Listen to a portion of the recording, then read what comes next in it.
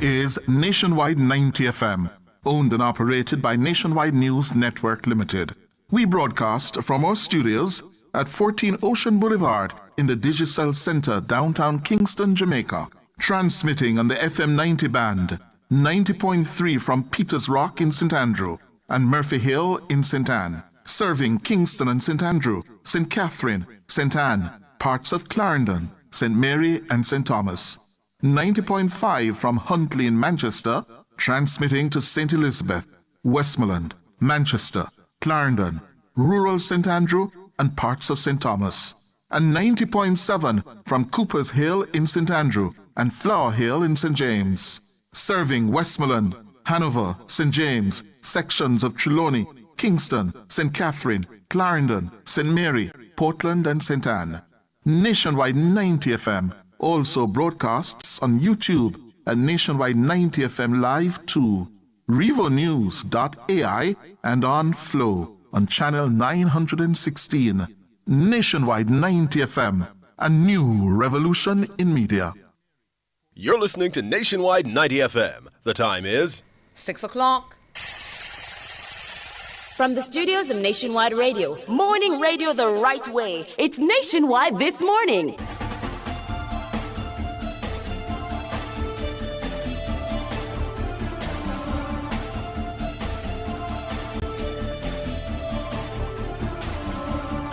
A very good morning to you. I'm Tawna Thomas. Coming up in the news at 6 for this morning, Tuesday, November 18, 2025.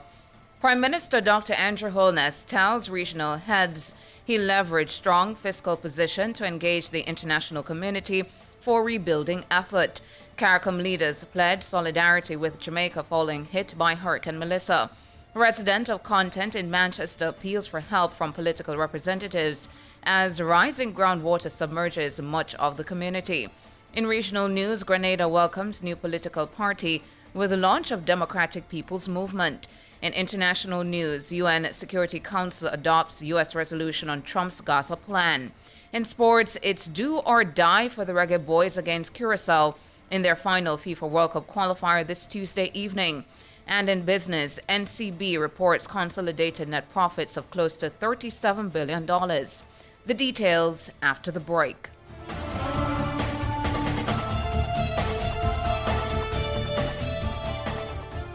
Since 1995, we've been your go-to source for everything related to billiards, amusement machines, and electronics. With locations at 1A Lindsay Terrace, Kingston 10, and the Village Plaza, Big Bridge, Savannah, Lamar, we offer top-quality pool table parts and accessories, cutting-edge gaming machines, and more. We also specialize in assembly, sales, and service of amusement machines. We provide unmatched customer service, expert solutions, and products tailored to your needs. Who are we? We are Eclipse Enterprise. Telephone 876-960-3891. Catch the first news of the day. A comprehensive package of local, international, sports, and business news. The news at 6 on Nationwide 90 FM.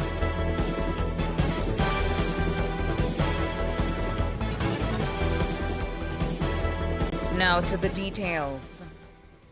Prime Minister Dr. Andrew Holness says he leveraged Jamaica's strong fiscal position to engage the international community as his administration works to rebuild the country following Hurricane Melissa.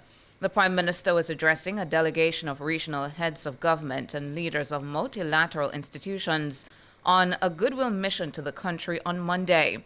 The delegation toured sections of St. James and Westmoreland. It is our intention to mobilize regional and international support to make the work of rebuilding lighter. And this is for good reason, because Jamaica can be the example of a country hit by a disaster of this magnitude, but recovers. So we can be the example of resilience. One of the reasons we are able to galvanize the multilateral community, it is because of the sacrifice and great effort that we as a people have collectively made in ensuring that we have fiscal discipline rooted in our political culture, in our economics, and in our civic and social affairs. The mission included the heads of government from Barbados, Guyana, and Antigua and Barbuda, along with the leaders of the Inter-American Development Bank and World Bank. The Holness administration has received significant support from regional and global partners since Melissa bashed parts of the country on October 28. But the Prime Minister says much more will be required to restore the country to full productivity. Our financial situation is of great concern and it has to be managed carefully. I know that at this time there will be call for spending. There will be even temptation for profligacy. But I assure you that my administration, yes, we will spend to relieve human suffering, but every dollar that is spent will be accounted for, but not just from an accounting point of view, meaning adding up the dollars spent, but it will be accounted for from an efficiency point of view, which is really the greater accountability, that every dollar spent, every aid given, every commitment made will be used in a way that quickly advances the recovery, but at the end of it, makes Jamaica stronger. Prime Minister Dr. Andrew Holness. The Prime Minister of Barbados, Mia Mottley, says that the region stands with Jamaica in this time of crisis. She spoke to the media after the tour of St. James and Westmoreland on Monday. Jamaica must know that it does not walk alone in this moment. This year it is Jamaica, next year it will be one of us. And it is important that we retain that solidarity. We have been fighting for international fairness on a number of issues because of events such as this. And that is why I hope that we can work with your government to see how best we can create an opportunity where they can focus purely on rebuilding and also being able to bridge the loss of revenue that will obviously take place for the next, God knows what, 9 months, 2 years, whatever. And if we can work with you and the international community to do that, that is step one. Mia Mottley, Barbados Prime Minister. The Caribbean Regional Director for the World Bank, Lilia Bunrachuk, says the multilateral agency stands ready to provide further financing and technical assistance to the country.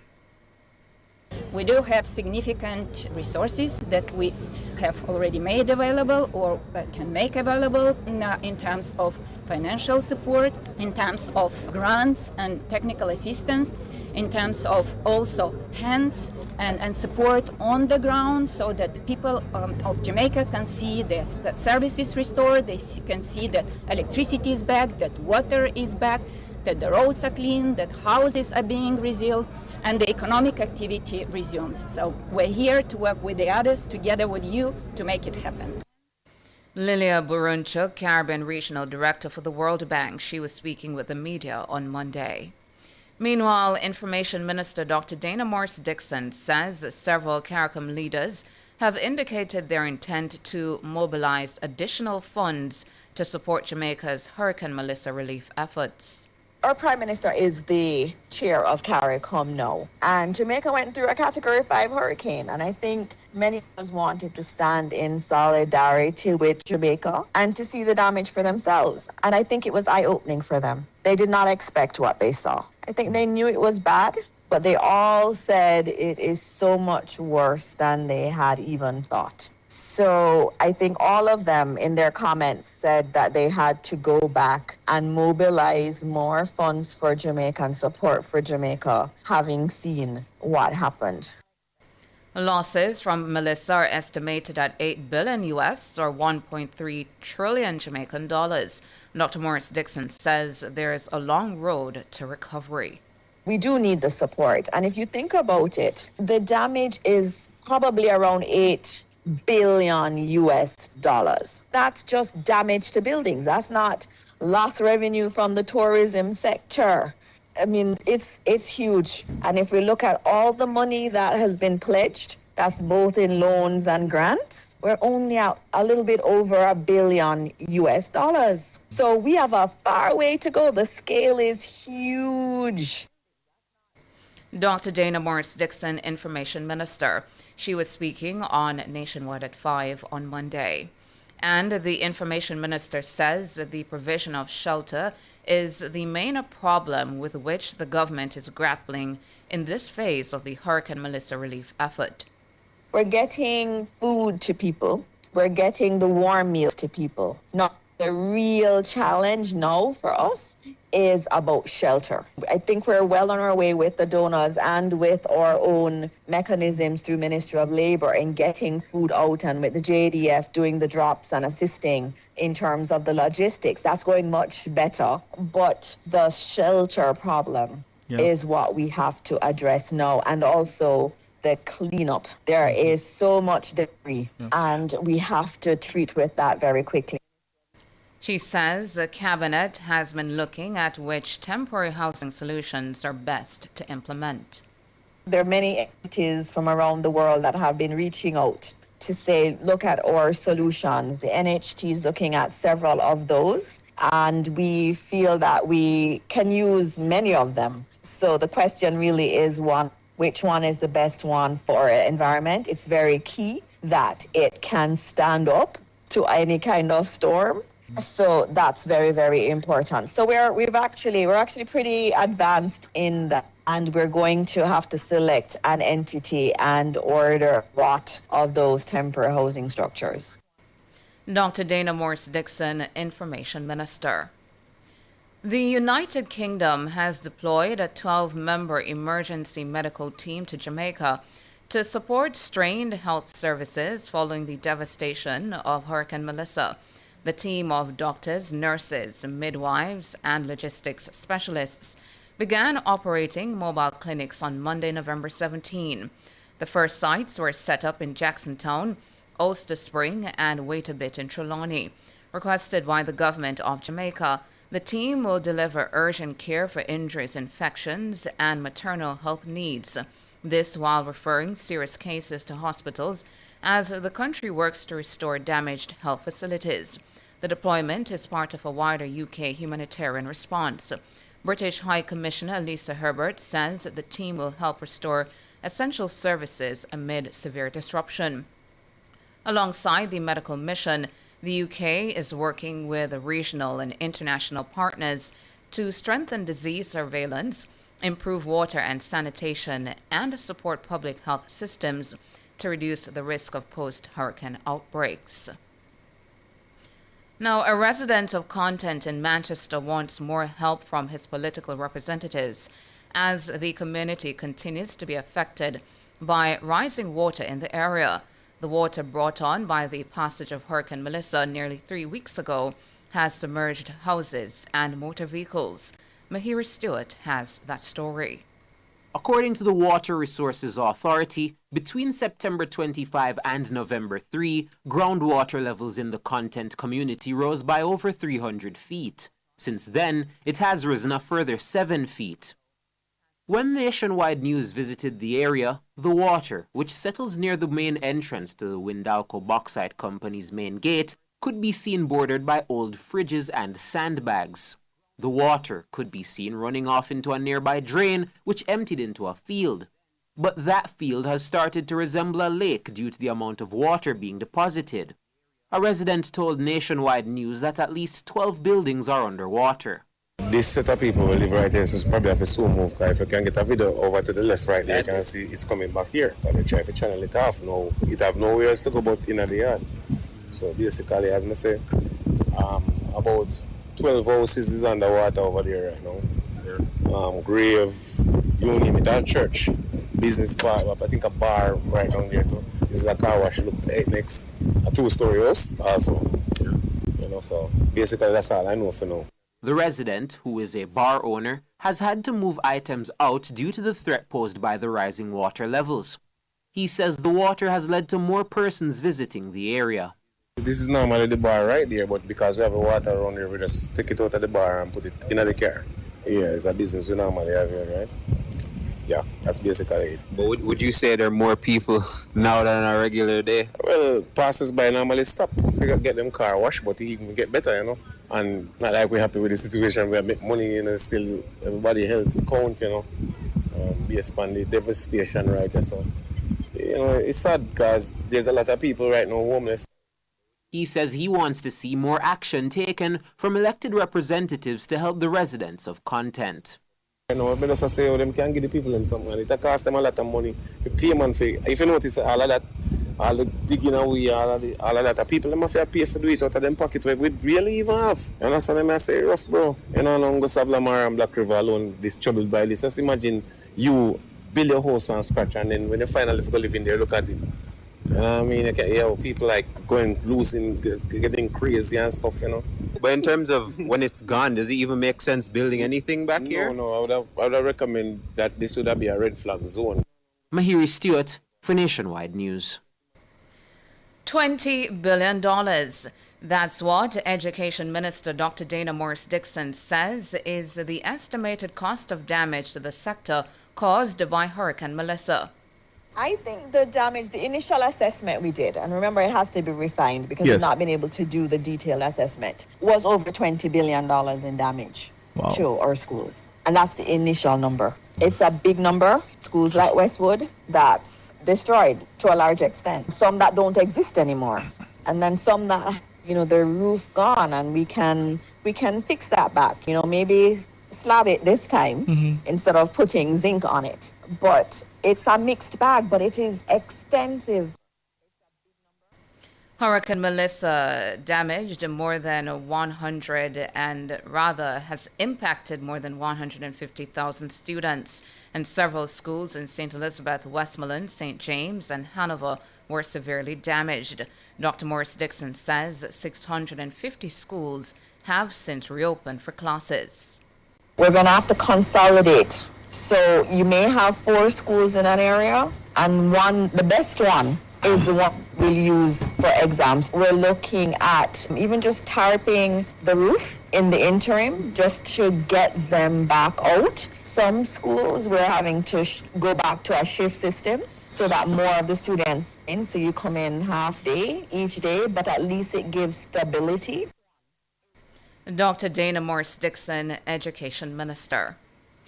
President of the Bustamante Industrial Trade Union, BITU, Senator Kevin Gale, is calling on the management of the Bahia Hotel Group to reverse the decision to make nearly 2,000 workers redundant. The management of the hotel chain says the decision was due to extensive damage at the Bahia Principe Grand Jamaica and Bahia Principe Luxury in Runaway Bay St. Anne caused by Hurricane Melissa. Robin Williams tells us more. The news handed down by the Bahia Hotel Group is a blow to the nearly 2,000 employees, particularly as the country grapples with the aftermath of Hurricane Melissa. President of the Bustamante Industrial Trade Union, BITU, Senator Kevin Gale, says Bahia's announcement came as a shock following constant dialogue between his union and the hotel's management. Speaking with Ricardo Brooks on Nationwide at 5 on Monday, Senator Gale says the hotel chain should walk back the decision and explore other potential alternatives to the redundancies. In the first instance, will the hotel still have the appetite to, as best and as practicable as possible, retain the people in terms of their employment? You don't yet have to make the positions redundant. So you want them to walk back those letters? Yes, but no letters has been issued yet, It is only an intention to make positions redundant. We haven't even started to talk about what the redundancy will look like. Since the hurricane, I'll give you an example. The day of the hurricane, the people were paid. There are some people that have complained to us that the day after the hurricane, that they could not turn up for work because they are searching for their zinc. Their house have been blown down. They couldn't turn up for work. They have not been paid. Some people have said that they have not been paid since. Senator Gale admits that discussions about shuttering parts of the hotel for renovations and related redundancies took place long before the passage of Hurricane Melissa. The renovations were only expected to run for a year. However, he told Cliff Hughes that in the wake of the Category 5 hurricane, the closure has been changed to indefinite. 1 year of closure. Today, 1 year of closure. When we made the appeal, tomorrow it becomes indefinite. And you neither you nor your staff have an idea of how extensively damaged is the property? No. You don't? No. We have not been able to even make that demonstrated assessment. The BITU president says the decision has left staff in shock and distress. He's urging the Ministry of Tourism and Ministry of Labour to intervene. The workers are very disappointed. They are very depressed about it. There's a level of uncertainty in relation to their future.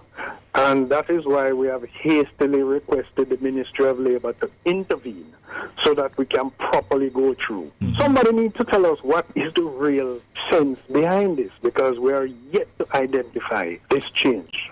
Robian Williams for Nationwide News. And that's it for the local segment of the news. Up next, regional and international.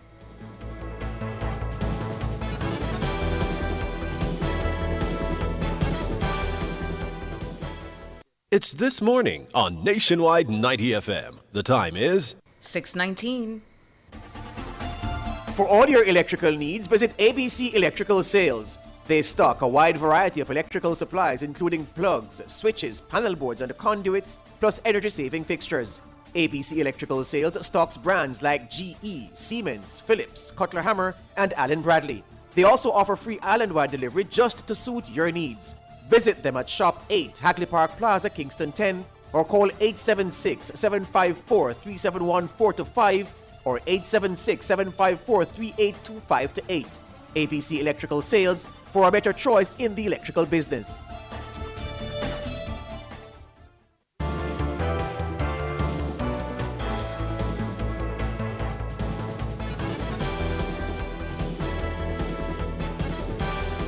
In regional and international news this morning, regional news, Grenada now has a new political party, the Democratic People's Movement, DPM. It was launched on Sunday night with former Foreign Minister Peter David as leader. David, who has served in various cabinet posts, including tourism and agriculture and labor, resigned from the centre-right NNP and became an independent MP in January, following a controversial leadership race. He says the DPM is rooted in grassroots organizing and seeks to break from politics as usual. The new party says it has a progressive empowerment agenda built on the pillars of employment, food production, and healthcare. DPM becomes the sixth political party currently registered in Grenada. The two major ones are the National Democratic Congress and the NNP. International, the UN Security Council on Monday voted to adopt a U.S. drafted resolution endorsing President Donald Trump's plan to end the war in Gaza. The resolution also authorizes an international stabilization force for the Palestinian enclave. The UN resolution is seen as vital to legitimizing a transitional governance body and reassuring countries that are considering sending troops to Gaza. The next of the resolution says member states can take part in the Trump-chaired Board of Peace, envisioned as a transitional authority that would oversee reconstruction and economic recovery of Gaza. Israel and the Palestinian militant group Hamas last month agreed to the first phase of Trump's 20-point plan for Gaza, a ceasefire in their 2-year war, and a hostage release deal. But in a statement following the release of the resolution, Hamas reiterated that it will not disarm. It argues that its fight against Israel is legitimate resistance, potentially pitting the militant group against the international force authorized by the resolution. And that's it for regional and international. Up next, sports.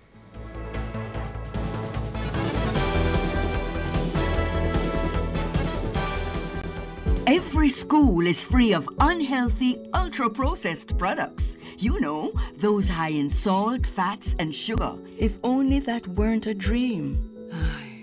The reality is that many children have an unhealthy diet at school, and 23% of them are overweight or obese. This can lead to hypertension, heart disease, and type 2 diabetes. Let's protect our children's right to health with a policy for schools that prevents unhealthy food marketing and ensures access to nutritious foods. The time is now. Let's implement the National School Nutrition Policy. A message from the Heart Foundation of Jamaica and partners. This is a public service announcement from JPS. JPS is urging customers not to pay anyone to have their electricity service reconnected. Customers are reminded that unauthorized reconnections can be extremely dangerous and can result in serious injury, electrocution, or damage to property. This practice is unethical, illegal, and could delay restoration efforts. If anyone claiming to represent JPS requests payment for reconnection services, report it immediately to the nearest police station or JPS. JPS thanks all customers for their patience as teams continue working to restore power safely and as quickly as possible. That was a public service announcement from JPS. Need to make a change to your title or need a title? GeoLand Title Limited is the place to be. They do lost title application, add and remove names from titles, wills, estates, first-time registration, land surveys included, affordable rates and flexible payment options, National Land Agency adjudication and land titling waivers available. They have 8 locations island-wide. Call 876-754-6436 or visit their website at geolandonline.com. GeoLand Title Limited. Secure your land, secure your title.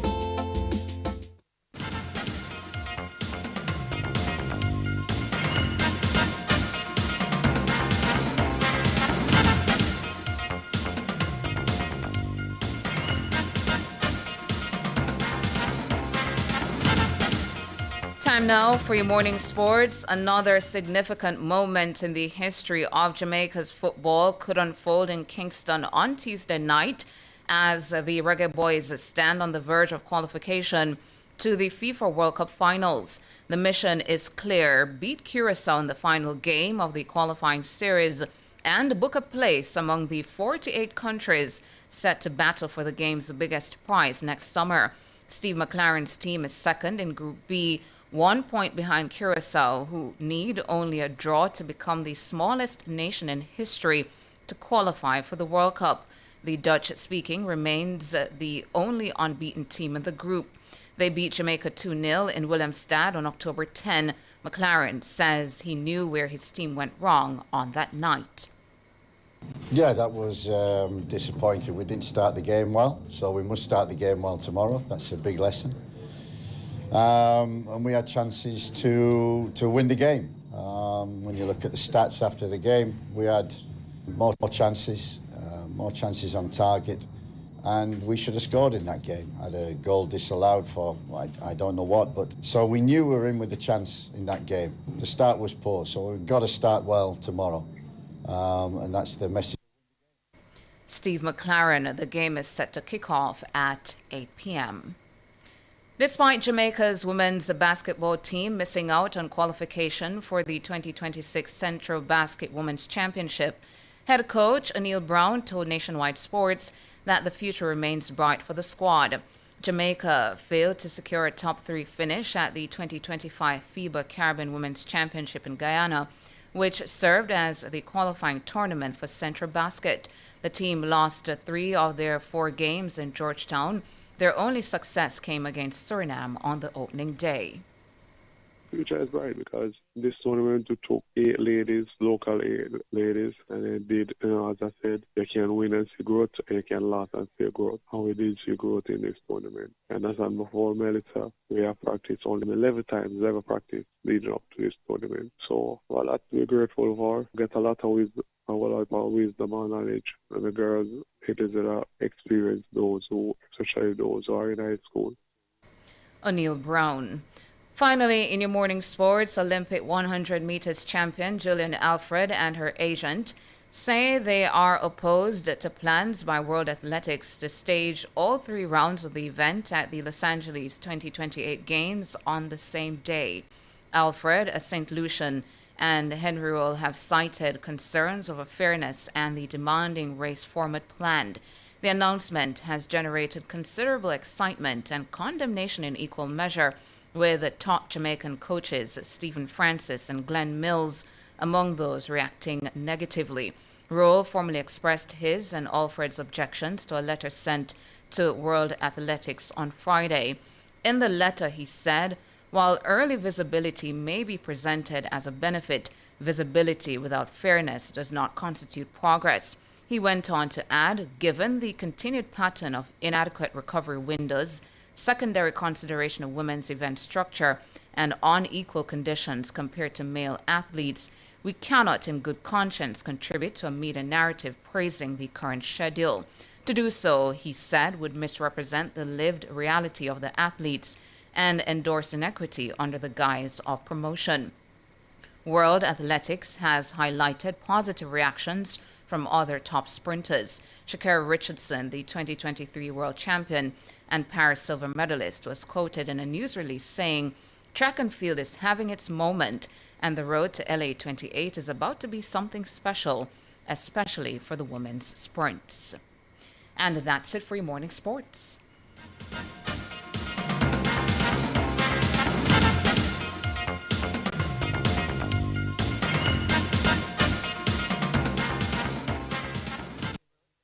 Tell me where you get the money transfer. Alliance. Where you get the money transfer. Alliance. Where you get the money transfer. Money move like a bird, like a plane, it's a blur. Money quick, money fast, money reach in a flash.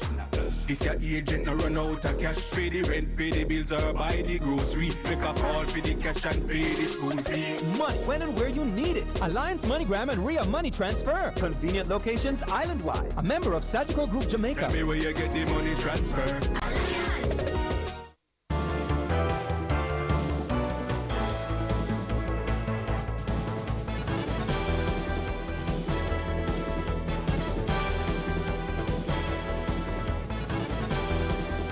In business this morning, NCB Financial Group Limited, NCBFG, has reported consolidated net profits of almost $37 billion for financial year ended September 30, 2025.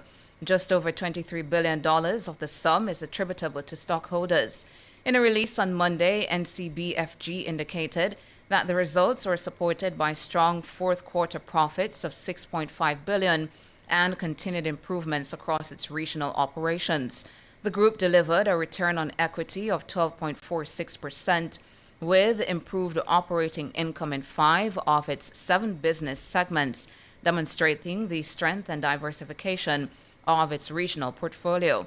It says other meaningful efficiency gains for the period include the group's cost-to-income ratio improving to 64.29%, from 73.56% the previous year. Group CEO Robert Almeida says the results demonstrated the impact of the group's 2-year transformation program. He says NCBFG has strengthened governance, rebuilt capital, improved operational stability, and delivered consistent earnings. Meanwhile, addressing questions about the impact of Hurricane Melissa on its operations, Almeida pointed out that the group's preparation was instrumental in maintaining stability. He says liquidity, capital position, reinsurance, and a diversified business model gave it confidence. According to the CEO, both Guardian and NCB prepared the group exceptionally well ahead of the hurricane. He says the preparation is reflected in how quickly NCB stabilized operations and supported customers. Almeida points out that NCB was among the first financial institutions to reopen branches after Melissa. The group CEO says NCB currently maintains the largest number of active ABMs across Jamaica, including in the hardest hit parishes, ensuring critical access to cash at a time when connectivity is limited. Almeida says the Guardian Group has also mobilized teams across multiple territories to accelerate claims assessment and support its policyholders. Finally, in foreign exchange trading, the Jamaican dollar has lost 6 cents and will open trading today, selling for an average $161.68 against the benchmark US dollar.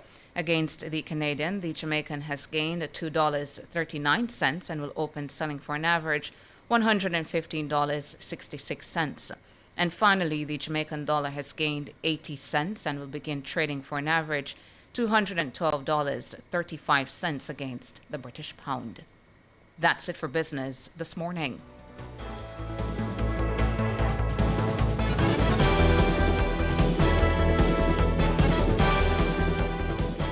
It's This Morning on Nationwide 90 FM. The time is 6:33. JPS and Partners Cooperative Credit Union offers financial solutions for every stage in your life: savings, auto loans, mortgages, and more. The Temperature by JPS and Partners Cooperative Credit Union, your financial partner for life, is 24 degrees Celsius in capital city Kingston, 24 at Western Montego Bay, and 19 degrees Celsius in Mandeville. Tell me where you get the money transfer. Alliance. Where you get the money transfer. Alliance. Where you get the money transfer. Money move like a bird, like a plane, it's a blur. Money quick, money fast, money reach in a flash. This your agent no run out of cash. Pay the rent, pay the bills or buy the grocery. Make a call for the cash and pay the school fee. Money when and where you need it. Alliance MoneyGram and Ria Money Transfer. Convenient locations island-wide. A member of Sagicor Group Jamaica. Tell me where you get the money transfer. Alliance.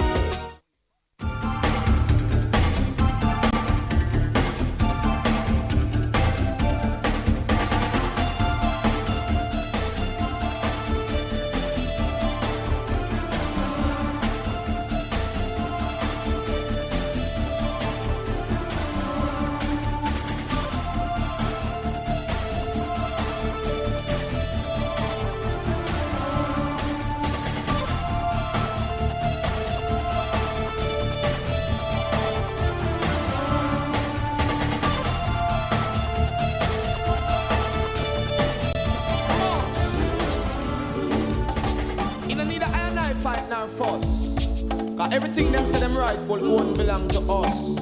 My father don't tell I and I, everything shall fall to I and I is a must. So Babylon set the liberty, every day another one bite the dust. My lord, you don't have to say you're sorry for all the wrongs that you have done. I don't want to hear sad stories.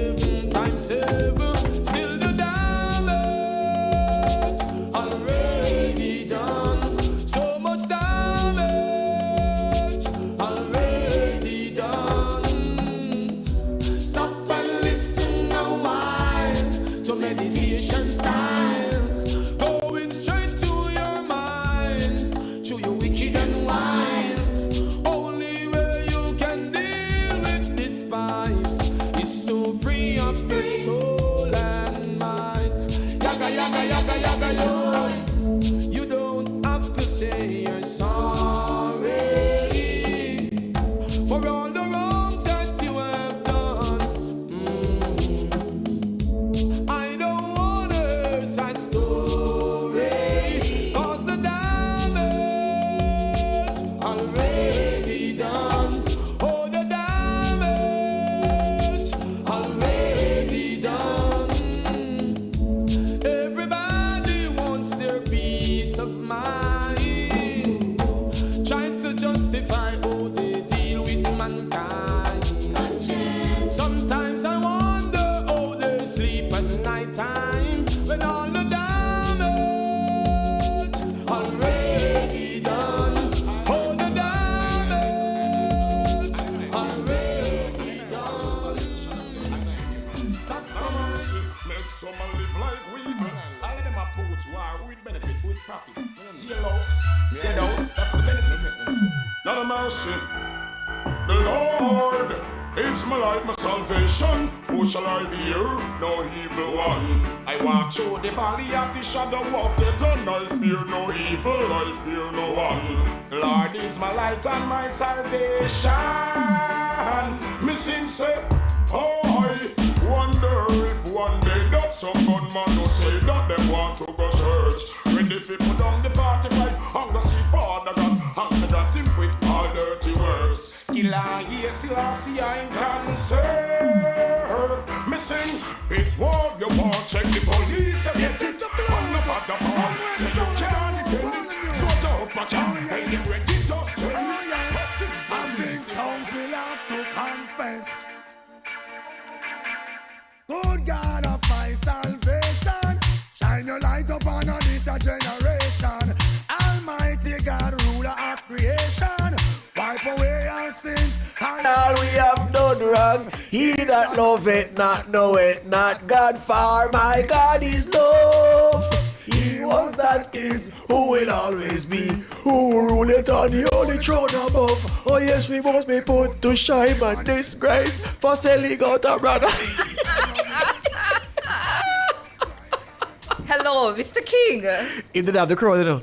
And then, Hello. he drop the gargamel. Play the gargamel, Mr. King. I can't. Oh my God. Good morning. So all of you tuned in to Nationwide this morning, my lovely NTMers, thank you so much for coming on over and joining us. Hello to my friends in the YouTube chat. You guys are always out early. Good morning. Hope you're doing well. Hello to my friends out there in Radio Land, joining us from the app or from the website. Good morning to you as well. Happy Tuesday. I'm Tana Thomas. And I'm George. Hello to you, George. What a go on. Oh, even the tie. Yeah, man. Is a Jamaican tie. Hold on, man. Listen, guys, if you're out there in Radio Land and you can hop on over to YouTube, you need to see George's attire this morning. See if we can do like a style. Hold on. So he has on see style. a Jamaican tie, a lovely Jamaican tie, a Jamaican jersey or t-shirt, and he's also wearing a yellow watch. So I'm fully decked out in him Jamaican colors because of the occasion that is going to happen this evening at the National Stadium, Jamaica versus Curacao.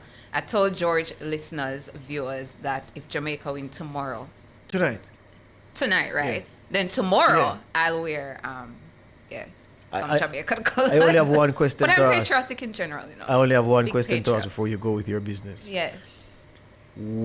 Which team, well, two questions, which team Now will ask me the turn up? scoreline, you know. No, man. Not for you. It's a rhetorical question. Okay. Which team will turn up tonight?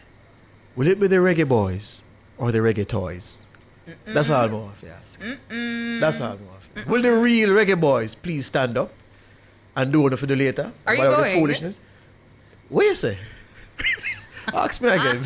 What you say? Is that a rhetorical question, this one, you know? Mercy. Are you going? I'll be right beside the assistant referee on the grandstand side. Very well. Yeah, I'll watch from the comfort of my home. Make sure you watch. But on my mind this morning, George, listeners, viewers, as I think keener eyes are now being placed on the tourism industry, you know, week by week or day by day, more eyes are placed on a particular sector. On the weekend, it was health. A lot of eyes were on health. And I think a lot of conversation is being had now about the tourism industry in the aftermath of Hurricane Melissa. And I was just thinking last night as I browsed social media and read stories and comments about a particular resort. And I was thinking to myself, the human element must factor greatly in all considerations as it relates to the people in the aftermath of Hurricane Melissa who work in the tourism industry. And I know the circumstances of each business affected by Melissa might be different. I get that. Some have suffered far greater infrastructural damage than some. And some will say the pockets of some to cushion the impact might be deeper than some too. And for people who manage people and run businesses, it can be a lot to try to keep that business going and maintain a full staff complement when things aren't at their optimal. We all remember COVID-19 not too long ago, when it was hard for many to hold on to everybody because the ends couldn't meet. So most reasonable-minded people get this morning why job losses will factor in different sections of the tourism industry. And we carried as our lead story at 5 yesterday afternoon that news that nearly 2,000 workers at Bahia are facing unemployment following the threat of redundancy from the hotel's management in the aftermath of Hurricane Melissa. And the management of Bahia has said the decision was taken to cease operations at the resorts in light of ongoing renovations. This with the understanding that the resorts suffered extensive damage and that planned closure now being indefinite. The hotel's management has also declined to speak to Nationwide on the record, but our sources are reporting that the brand remains committed to Jamaica and will not pull out of the country. Now, Bahia is not the only resort that has gone this route to suspend operations while it does that reset at its properties. I have friends too, George, in the tourism industry at other properties who've come home. Some of them live in my neighborhood because their hotels have also suspended operations, some until January, February, March. And the implications of these moves can uproot so much for people who depend on the industry for survival. Resorts are a primary source of employment for thousands in Jamaica. And that's why it's important that this move to lay off workers be considered as a very, very, very last option when you're considering these things. And I use this as an opportunity this morning, George, to spotlight a Melissa Hero Resort, I'd like to describe it, that is keeping its eyes on the human element that I spoke to earlier. That human element, the people. And that resort I'm talking about is Sandals, led by Adam Stewart and his team. Sandals, many of you know, employs thousands across its line of properties. 5 Sandals and Beaches resorts in Negril, Westmoreland, Oteria, St. Anne, Sandals Montego Bay, Sandals Royal Caribbean, and Sandals South Coast. And some of these will not reopen until May next year, that being Sandals Montego Bay, Sandals Royal Caribbean, and Sandals South Coast. But despite this, Sandals has chosen or has taken the route of what has properly been reported in the news as compassion over convenience.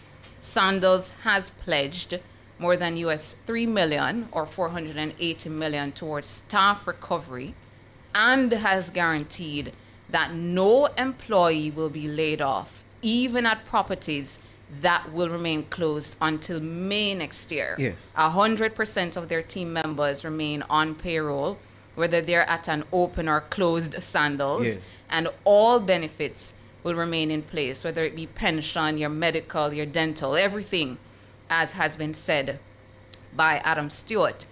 And I just want to place it this morning here in the What's on My Mind segment, that the people at the forefront of recovery is what is on display here. You choose the people and the people will choose you. And writing publicly yesterday, Sandals said, in every challenge, our team members are our first priority. They are the heart of this company and have shown extraordinary courage, compassion, and professionalism. And you know, George and listeners, it speaks to the sort of leadership we desire from everyone in a position of leadership at this time. That's right. You need humanity, the compassion, and doing all you can to ensure folks that have been serving you and your companies can continue to maintain a certain level of dignity. And how they maintain that certain level of dignity is by keeping them on a payroll so that they can feed their families. That's right. And do the necessary recovery that's needed in their household, if it is that they still have a household, a home, a shelter. And if they don't, it helps them to get back to that point of rebuilding. So this morning, as I close, I really want to salute Adam and his team for making the right choice, choosing the people. And I hope that for those who are considering, and I've already put out in the atmosphere that they're considering the other way around of laying off people, that they may be able to go back to that table, to the drawing board, and reconsider how else they can rejig what they're doing at their properties to hold on to their staffers who in this time need some sort of a paycheck, even if it is that they have to take some, maybe a reduction in what they're getting, but still getting something in their pockets to take care of themselves and their families. Excellent last point, because I was going to add to that if it is even to keep them, offer them to say, listen, based on where we are, we can offer you quarter pay or no job. Yeah. So we either go send you home or we keep you on at quarter pay until the next 2-3 months to do a review and see where we are. But if it's even that. Yeah, it's better that people are taking home something than they are sitting blank with nothing at all. That's right. So if you can't afford the full pay, a lot of people will take the quarter and a half pay. Yeah. Quarter pay, half pay. You said, What did you say yesterday about ends meeting? Ends meeting, some people don't even have more than one end. So they give don't them the have two one and end. three, give them one end. Give them one end. So either they can make ends meet, at least them have one end. Precisely. And that's the point you're Precisely. making. Yeah. Precisely. Yes. That's what's on my mind. Anyway, King, read him up. Oh, here we go.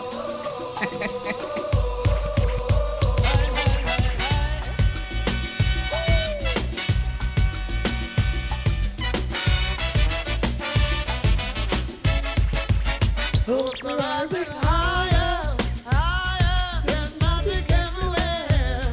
The expectation of a nation's like music to the air. We're singing a brand new song.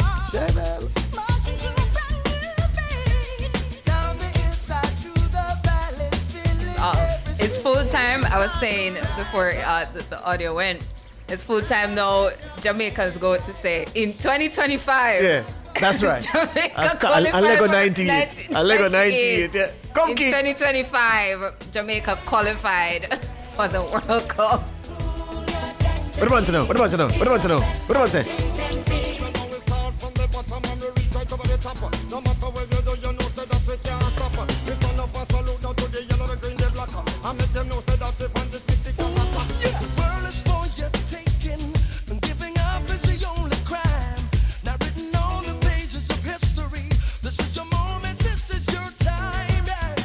Now we know it's not an easy road. Trio, another road, we gotta carry the load. Stand and take your place.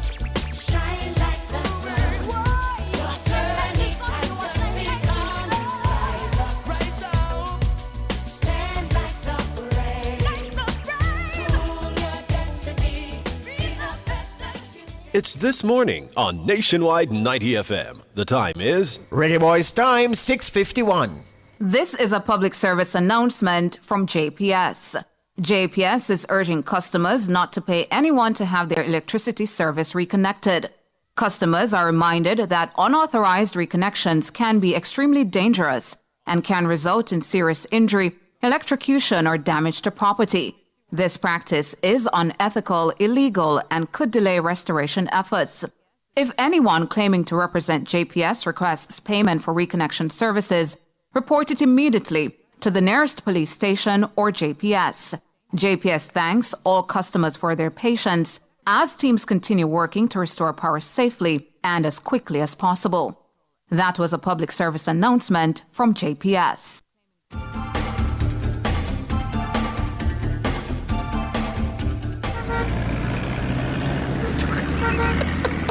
Hey, when the was they drop a stadium later, they play smash up, you know.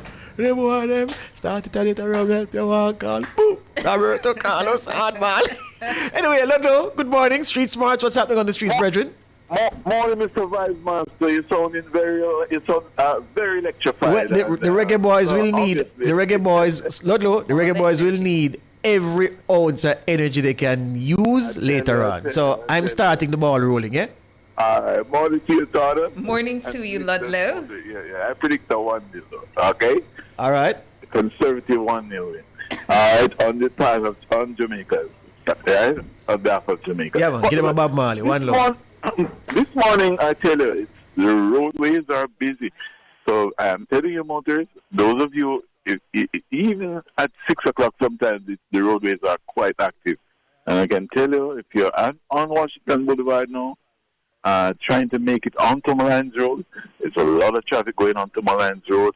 As about coming out the boulevard, Malines Road, traffic, if you're going straight on the boulevard to get to Dunham, it's going to be traffic. If you're coming off the foot of that radius there onto Malines Road, it's going to be traffic. All right, so you're not going to escape the traffic this morning. And then going further out along Radius Road, there's traffic going all the way down in the vicinity of the overpass, going onto Eastwood Park, then onto Constant Spring Road. And it's the same thing done, Robin, onto Constant Spring Road traffic. Coming down Constant Spring, Mary Brown's in that area is traffic. So, and also if you're going around to Grandstand Road to Barbican Road, there is a bit of traffic there also. So it's inevitable that you're going to have traffic in these areas. All right, so it's our first support. And just to tell you yesterday again, I don't know what is going to happen, what mechanism will be in place to deal with this traffic. A lot of traffic yesterday, right up to even 6:37. So, and then the rain fell, so that caused it. So anyway, we'll talk later at 7:20. Thank you, Ludlow there with Street Smarts 1. Up next, your word of the day. Football is the word of the day, not true?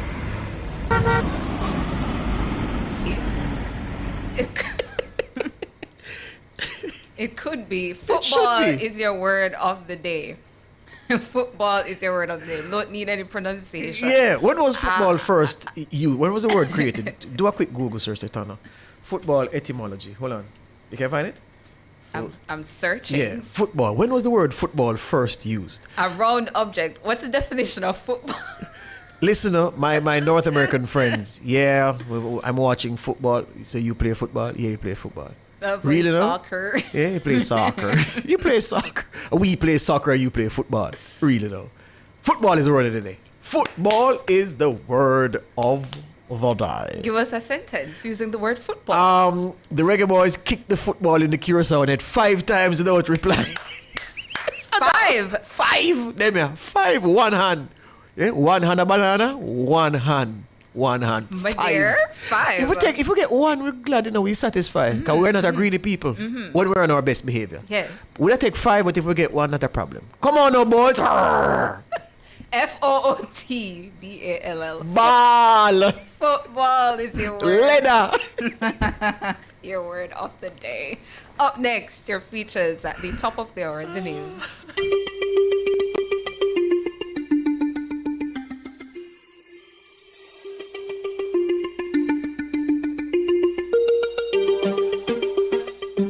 Pumpkin seeds, small but mighty superfoods.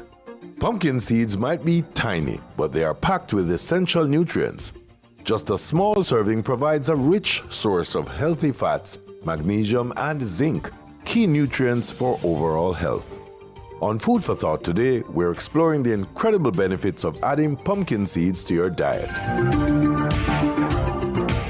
Pumpkin seeds have been used in folk medicine since the ancient Oaxaca, highlands of Mexico, credited with treating ailments from urinary tract infections to high blood pressure, kidney stones, and even intestinal worms. But what does modern science say? It's an anti-inflammatory power. Loaded with antioxidants, pumpkin seeds help combat inflammation, which is linked to chronic conditions like type 2 diabetes and heart disease. Keeping the hulls on acids adds fiber, making them a powerhouse snack for gut and heart health. Studies suggest pumpkin seeds may inhibit the growth of breast and prostate cancer cells, potentially even triggering cancer cell death. While researchers are still investigating the exact mechanisms, their high antioxidant content appears to play a key role. Having trouble sleeping? A handful of pumpkin seeds before bed might be the natural remedy you need. Packed with tryptophan, magnesium, zinc, and selenium, they help reduce stress and anxiety while promoting deep, restful sleep. In a study on mice, those treated with chemotherapy regained sperm production after consumption with pumpkin seed extracts. Researchers believe the antioxidants in these seeds help counteract reproductive damage. While human studies are ongoing, the findings are promising. With magnesium to regulate blood pressure and antioxidants that support nitric oxide production, essential for healthy blood vessels, pumpkin seeds promote better circulation and reduce the risk of strokes, making them a true heart health MVP. Pumpkin flowers are an underrated nutritional powerhouse. They're cholesterol-free, sugar-free, and low in saturated fat and sodium, yet rich in essential vitamins and minerals, including calcium, iron, magnesium, vitamin A, vitamin C, and folate, making them a great addition to a pregnancy diet. Meanwhile, pumpkin leaves contain manganese, which helps manage headaches, mood swings, and depression. They also provide vitamin D, calcium, and phosphorus, essential for strong teeth and gums. So, the next time you carve a pumpkin or make a hearty soup, don't lose those seeds. Roast them for a crunchy snack, sprinkle them on salads, or blend them into pesto. Pumpkins aren't just for decorations, they're a nutritional gold mine. That's it for Food for Thought. Until next time. Fearless and fair. Nationwide 90 FM. The little habits that we practice on a daily basis, and they add up to an important total or whole picture. This is Lifestyle Pages on Good Manners. This is the total picture that you present to the world to tell them about what kind of person you are. Your behavior should not differ from that of your family and friends and change towards strangers. When you go shopping or to a restaurant, do you treat the salesperson or waiter like a piece of furniture? Or do you treat him or her as a human being who is entitled to the same courtesy and consideration you expect for yourself? Rudeness always involves a loss of dignity, but it is our dignity that is lost, not the dignity of those on whom you inflict your rudeness. A mannerly person would never retaliate by being equally rude. I am Valerie, and those were your Lifestyle Pages. Nationwide 90 FM, continuing the tradition of fair, fearless, and factual reporting. Jamaica, let's make road safety a priority. Slow down, stay focused. Remember, every life matters. The time brought to you by the JIS is... News time, 7 o'clock.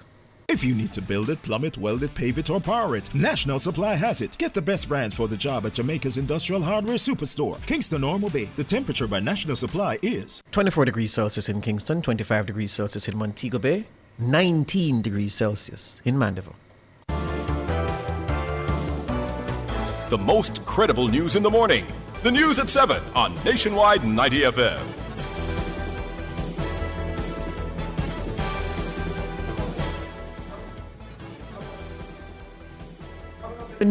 Coming up in the news at 7 today, Tuesday, November 18, 2025, Prime Minister Holness tells regional heads he'll leverage strong fiscal position to engage the international community in Jamaica's rebuilding effort. CARICOM leaders pledge solidarity with Jamaica following the destruction caused by Hurricane Melissa. And resident of Content in Manchester appeals for help from political leaders as rising groundwater submerges much of the community. In international news, UN Security Council adopts U.S. resolution on Trump's Gaza plan.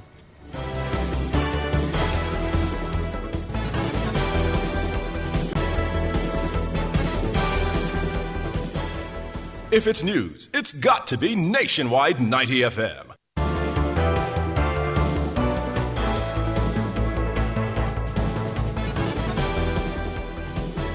Now to the details. Prime Minister Dr. Andrew Holness says he leveraged Jamaica's strong fiscal position to engage the international community as his administration works to rebuild the country following Hurricane Melissa. The Prime Minister was addressing a delegation of regional heads of government and leaders of multilateral institutions on a goodwill mission to the country on Monday. The delegation toured the sections of St. James and Westmoreland.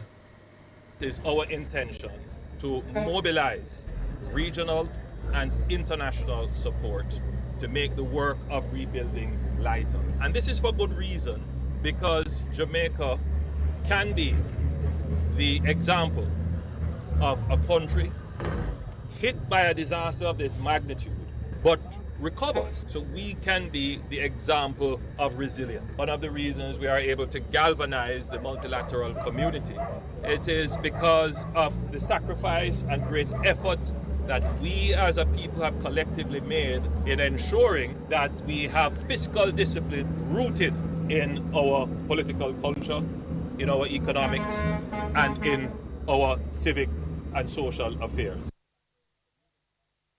The mission included the heads of government from Barbados, Guyana, and Antigua and Barbuda, along with the leaders of the Inter-American Development Bank and World Bank. The Holness administration has received significant support from regional and global partners since Melissa bashed parts of the country on October 28.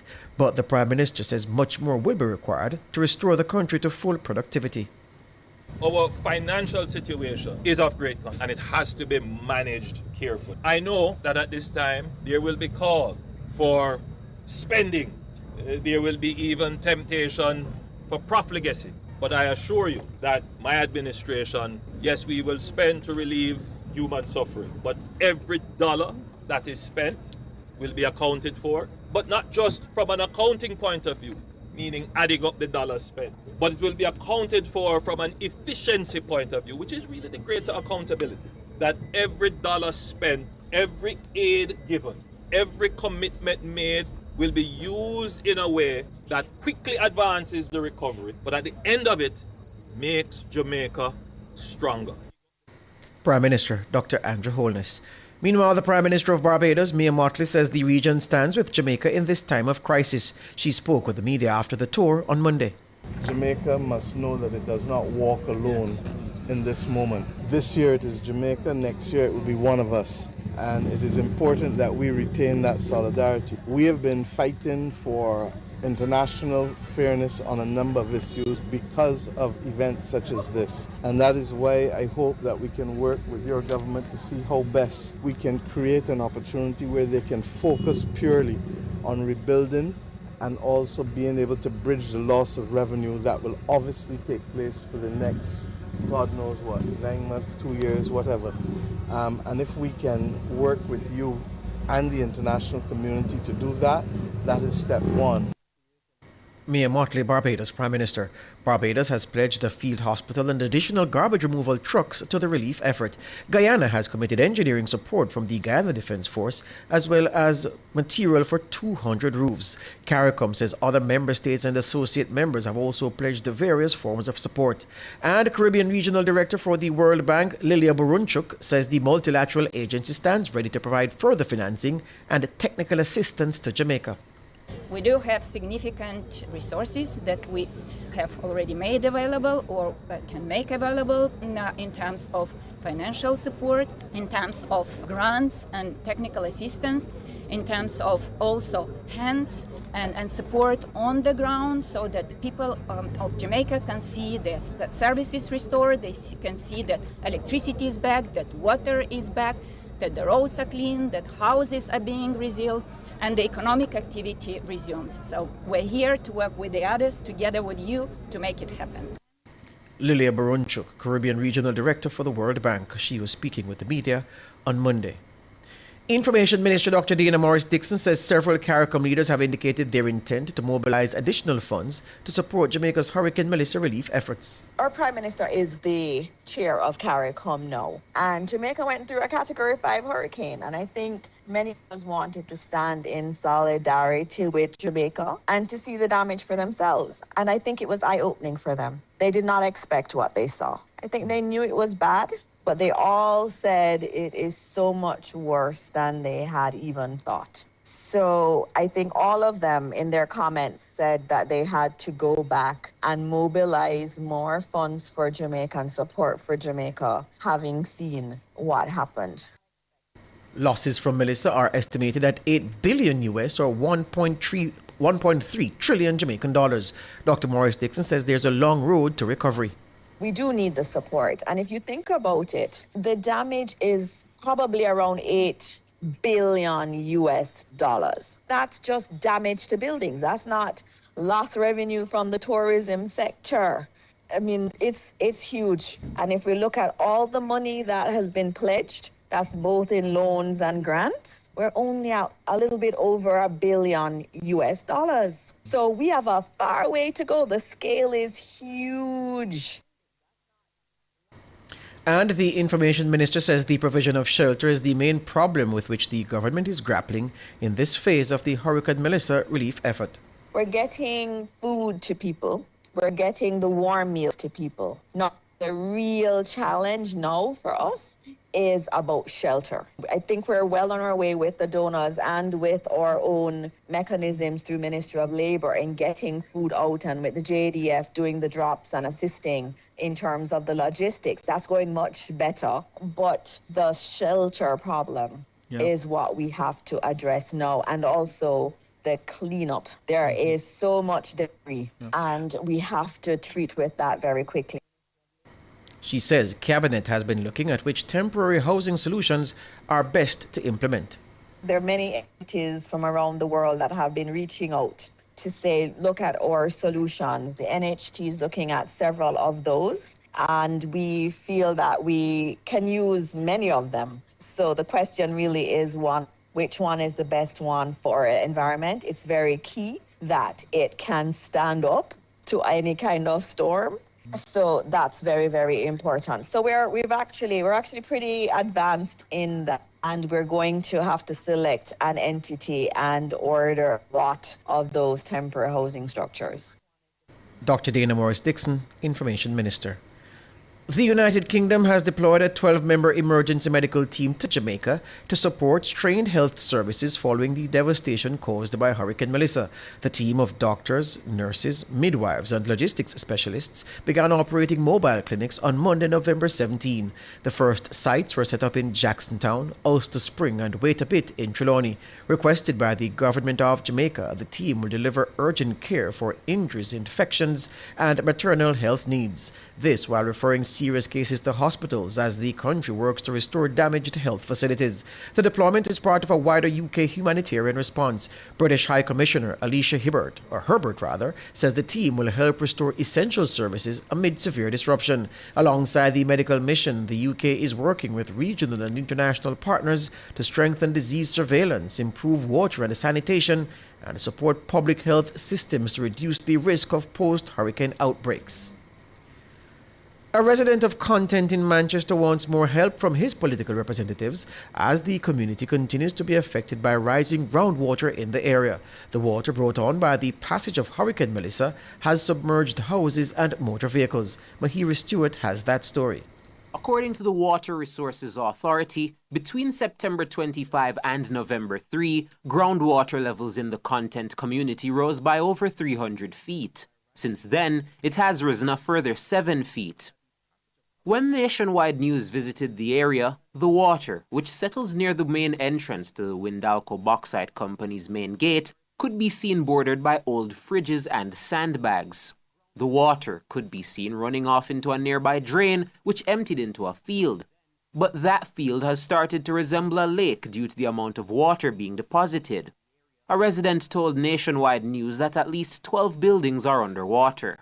This set of people will live right here, so it's probably have to soon move, because if you can get a video over to the left right there, you can see it's coming back here. But they try to channel it off now. It have nowhere else to go but in the yard. So basically, as I say, about 12 houses is underwater over there right now. Grave, you name it, a church, business park, I think a bar right down there too. This is a car wash next, a 2-story house also. You know, so basically that's all I know for now.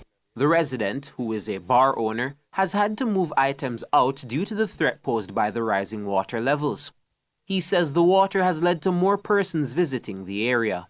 This is normally the bar right there, but because we have the water around here, we just take it out of the bar and put it in the car. Yeah, it's a business we normally have here, right? Yeah, that's basically it. But would you say there are more people now than on a regular day? Well, passers-by normally stop to get them car washed, but it even get better, you know. And not like we're happy with the situation, we make money, you know, still everybody health count, you know, based on the devastation right there. So, you know, it's sad because there's a lot of people right now homeless.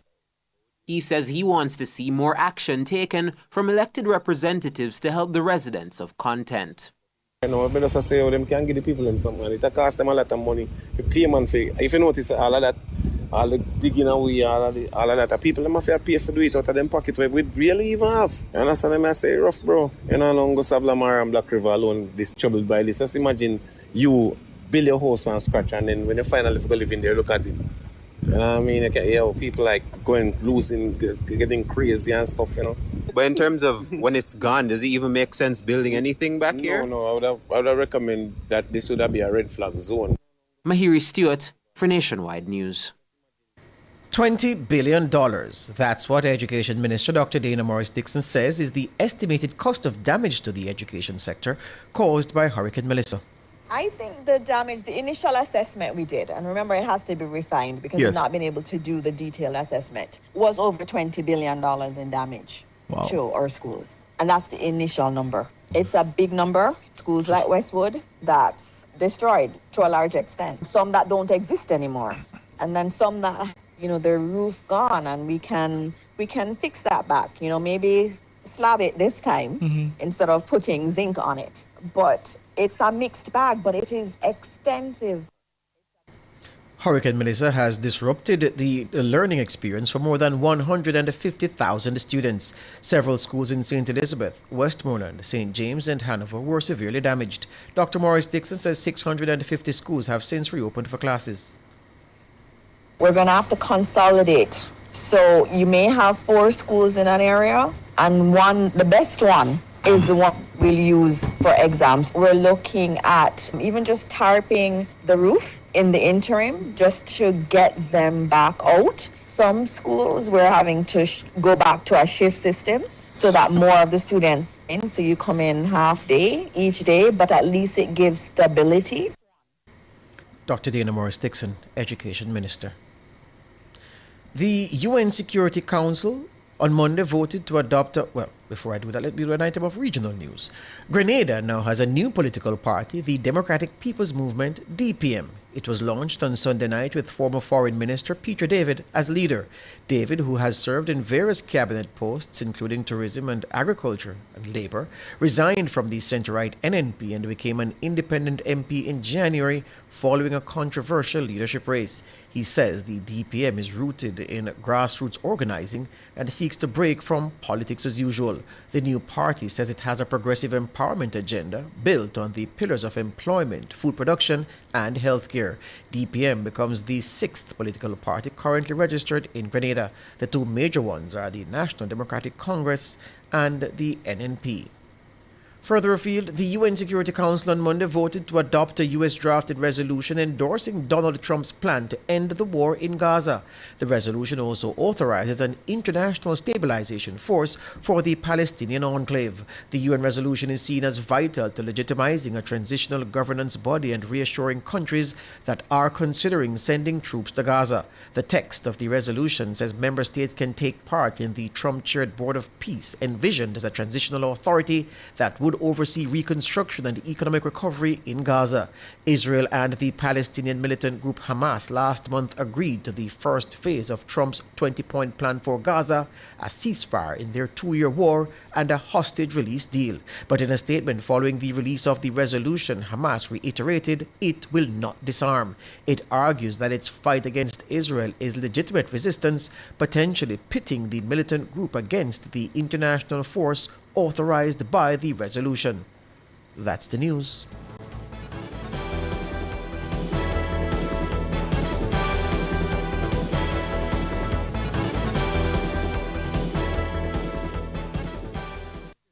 Sign up for the JN Money Card. It's safe, convenient, and free.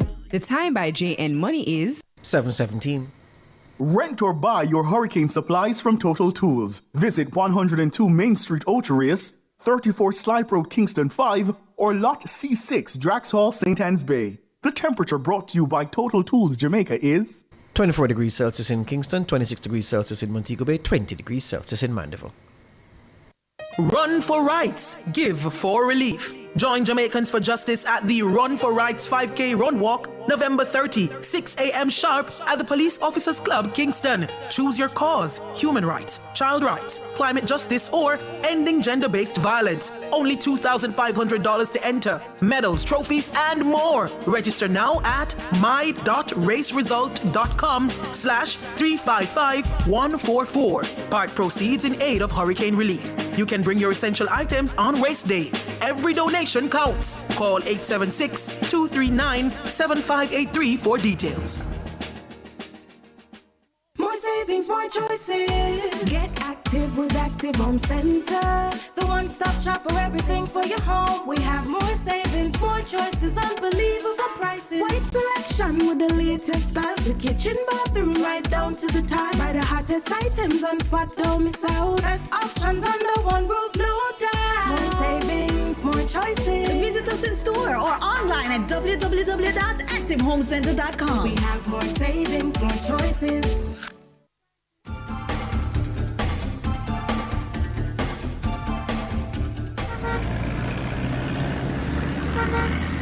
Time now for Street Smarts 2 with Ludlow McKeeleen. Good morning, Ludlow. Morning again, George, and listeners, motoring public, or visitors. Still have to say, our visitors, good morning to you all. And the transport operators, a lot of challenges throughout the day with traffic, but we just have to do what we have to do. But the situation is, the traffic is still upon us. I should say, by the way, those of you use that the Mandela Highway heading eastbound, well, eastbound or westbound, but the main challenge right now, once you leave that overpass there, just in the vicinity of that complex, where you have the different entities there, there's two huge potholes there. That is, it has grown before the hurricane, and now it is where it has been growing. And again, we're going to ask motorists to cut down on the speeding, because if you go into those potholes, you could be in serious trouble. Damage to vehicle, front end, whatever it is. It's just after the overpass, they're heading towards 6 miles. In the vicinity where you have the different complex, the car centers and the automotive places there, and the eastbound leg. Pothole there in the middle. So the 3-lane right there, but you have to be very careful if you hit those potholes. Serious consequences. So, relevant authorities, please bear that one in mind. Bear it in mind. It's a priority road. But the traffic, as I said, has been heavy on the Mandela. But if you're going westbound, it's quite easy along the Mandela, where they live in 6 miles or from 6 miles from Spanish Town Road or from the boulevard. It's quite easy. Your challenge is really heading eastbound. So all of that area I mentioned this one has a lot of traffic. And that traffic is down in 3 miles area and going on Hagley Park Road. You're going to find traffic along Seaward Drive trying to make it towards the 3 miles area there too. And all of that area has traffic. If you're on Maxfield Avenue going up to Half a Tree, there is traffic along places like coming out of Chisholm Avenue to get onto Maxfield Avenue, and in the Richmond Park Avenue, Queens Avenue, all these areas have lots of traffic. So it's also in the Crossroads area, going across Retirement Road onto Half a Tree Road, there is traffic. And I already mentioned Half a Tree has a lot of traffic. All lanes are busy in Half a Tree Square, and it does traffic all the way. And it really is not any different during the midday period and in the afternoon. Just wanted to know that. And if the rain falls, and it's really horrible like yesterday again. All right, so it's our second report. And have yourselves a great day. And we want to say, at Street Smart, your safety is our concern. It's over to you, George. Thank you, Ludlow. Ludlow there with Street Smarts 2. Up next, front page.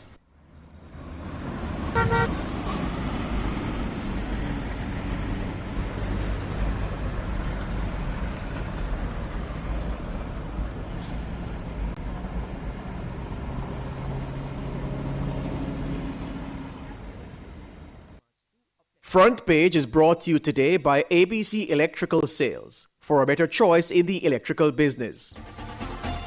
For all your electrical needs, visit ABC Electrical Sales. They stock a wide variety of electrical supplies, including plugs, switches, panel boards, and conduits, plus energy-saving fixtures. ABC Electrical Sales stocks brands like GE, Siemens, Philips, Cutler Hammer, and Allen Bradley. They also offer free island-wide delivery just to suit your needs. Visit them at Shop 8, Hagley Park Plaza, Kingston 10, or call 876-754-3714-5 or 876-754-3825-8. ABC Electrical Sales, for a better choice in the electrical business.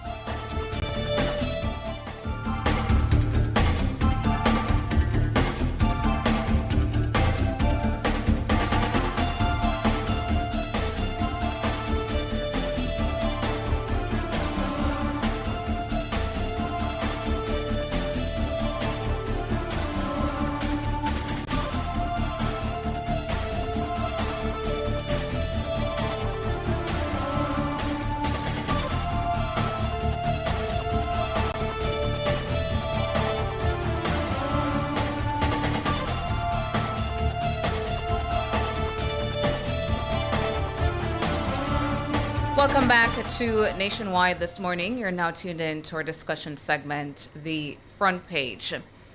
On the front page this morning, World Central Kitchen, WCK, has ramped up its relief efforts across Western Jamaica, delivering critical support to families affected by Hurricane Melissa.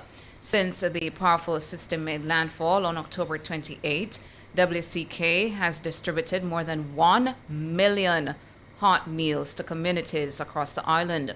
World Central Kitchen, founded by Spanish-American chef Jose Andres, is an international non-profit dedicated to providing immediate food relief in times of crisis. The organization mobilizes world-renowned chefs to prepare comforting, culturally familiar meals for those in need. WCK has responded to disasters globally, from earthquakes and wildfires to hurricanes and conflicts, working hand in hand with local communities, chefs, and farmers. For more on WCK's operations and support efforts, we're being joined this morning by John Torpy, Response Director at World Central Kitchen. John, good morning to you. Good morning. Thanks for having me. Thank you so much for joining us here on Nationwide this morning. Before going into the operations here in Jamaica in the aftermath of Hurricane Melissa, if you could tell us, or listeners as well, a little about World Central Kitchen beyond what I've said in the intro. Yeah, for World Central Kitchen, it's a worldwide organization, and we are first to the front lines after disasters, climate emergencies, humanitarian emergencies. Right now, all over the world, we probably have 10 responses going on. Those include storms in the Philippines, flooding in Brazil, tornadoes in Brazil. We are in Gaza with the conflict there. We're in Ukraine. I've worked all over the world in many different types of emergencies, and it's great to be here in Jamaica helping the people here. We've been here pretty much since day one, feeding the people after this terrible storm, and it's really been neat to see the people of Jamaica come together after such a terrible crisis and really kind of lean on each other to rebuild these communities. So thank you for having me. And what goes into the operations? Talk to us first about the pre-positioning before Hurricane Melissa. Yeah, we had been here during Hurricane Beryl, so we had already had a few restaurant partners that we had worked with before. We immediately called them before the storm, made sure there was food going out to shelters as people are evacuating the coastlines in different areas. Making sure people were being fed in the shelters, and then immediately after the storm, we had planes coming in. We arrived in Kingston on Thursday. Immediately came over to Montego Bay. And immediately started shipping equipment, things like shelf-stable food, things like warming boxes, our signature paella pans, so that we could cook. And we were lucky enough to find the Montego Bay Convention Center. They welcomed us with open arms to come in here to begin cooking. So we ramped up very quickly. We were able to get to, within days, we were able to get to 40,000, and now we're over 116,000 meals a day. We're slowly approaching 2 million meals in Jamaica. We're at almost 1.4 million meals, and it's not just the meals, which obviously we are very good at, but it's setting up water, because water is so important in the community right now. Everywhere you go, water's down. So we've been setting up bulk water tanks in places. We've been delivering water to communities. We have provided over 467,000 liters of water into communities. But it doesn't stop there, because we've also been utilizing local restaurants. We have about 50,000 meals going out with local restaurants right now to feed in their communities. We're trying to find little community kitchens that we can give them a pot, we can give them a burner, we can give them some food so they can start cooking for their communities. So it's really all of the above to be able to get food quickly into the communities, to let them know somebody's there for them, to let them know that somebody cares, let them know there's hope. I know there's a lot of organizations, including the government, that are doing this, and we're just trying to do our part here in Jamaica to help with the recovery. John, Tony. John, how bad, John, is the situation in Jamaica in the immediate aftermath of Melissa compared to other places that World Kitchen's staff have been? You know, I've been to many different storms, earthquakes, events. This is a terrible one. The amount of devastation, the amount of damage, and the kilometers of damage that have been dealt is really, really, really terrible in Jamaica. It's probably one of the, I mean, a Category 5 hitting an island head on is just a devastating event. And this is one of the more devastating events that I've been involved with. From the coast of Black River up through Savannah Lamar, all the way through Montego Bay, through the north coast.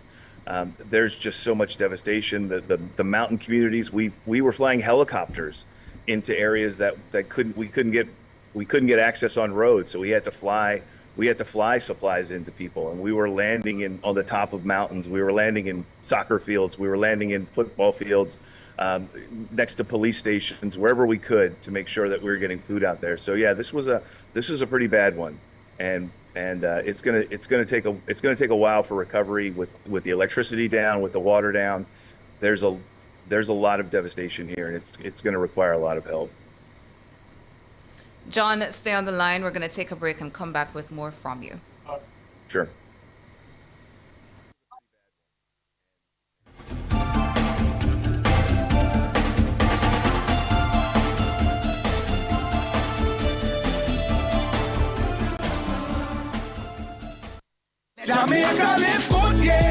Give up every illegal gun. Call the police at 119 or Crime Stop at 311. The time by the Ministry of National Security is Reggae Boys time, 7:30.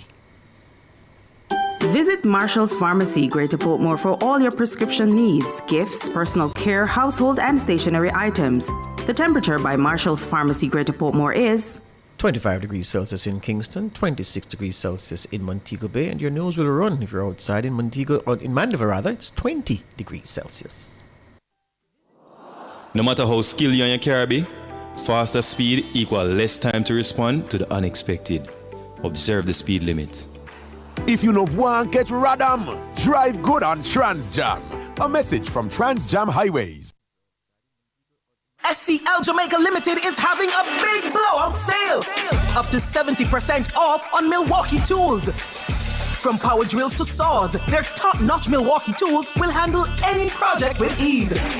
Hurry to SCL Jamaica Limited at Block L, Sagicor Industrial Center, 7 Norman Road, or call 876-938-1397 for more details. Sale runs November 10 to 28. Terms and conditions apply. Milwaukee, nothing but heavy duty.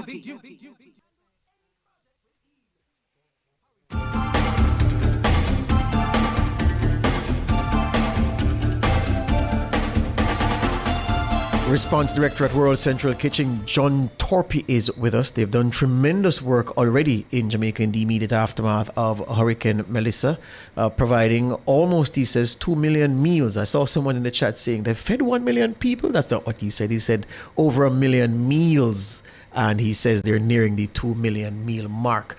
John, welcome back. The question is, John, how is it that World Kitchen manages to use Jamaican ingredients to provide meals that Jamaicans would be familiar with in a situation where the ingredients have been destroyed in the fields and you wouldn't have been able to get some of the things that people are used to? But how do you manage to prepare meals that are tailored to the palate of Jamaicans, even though they're being fed in the aftermath of a disaster?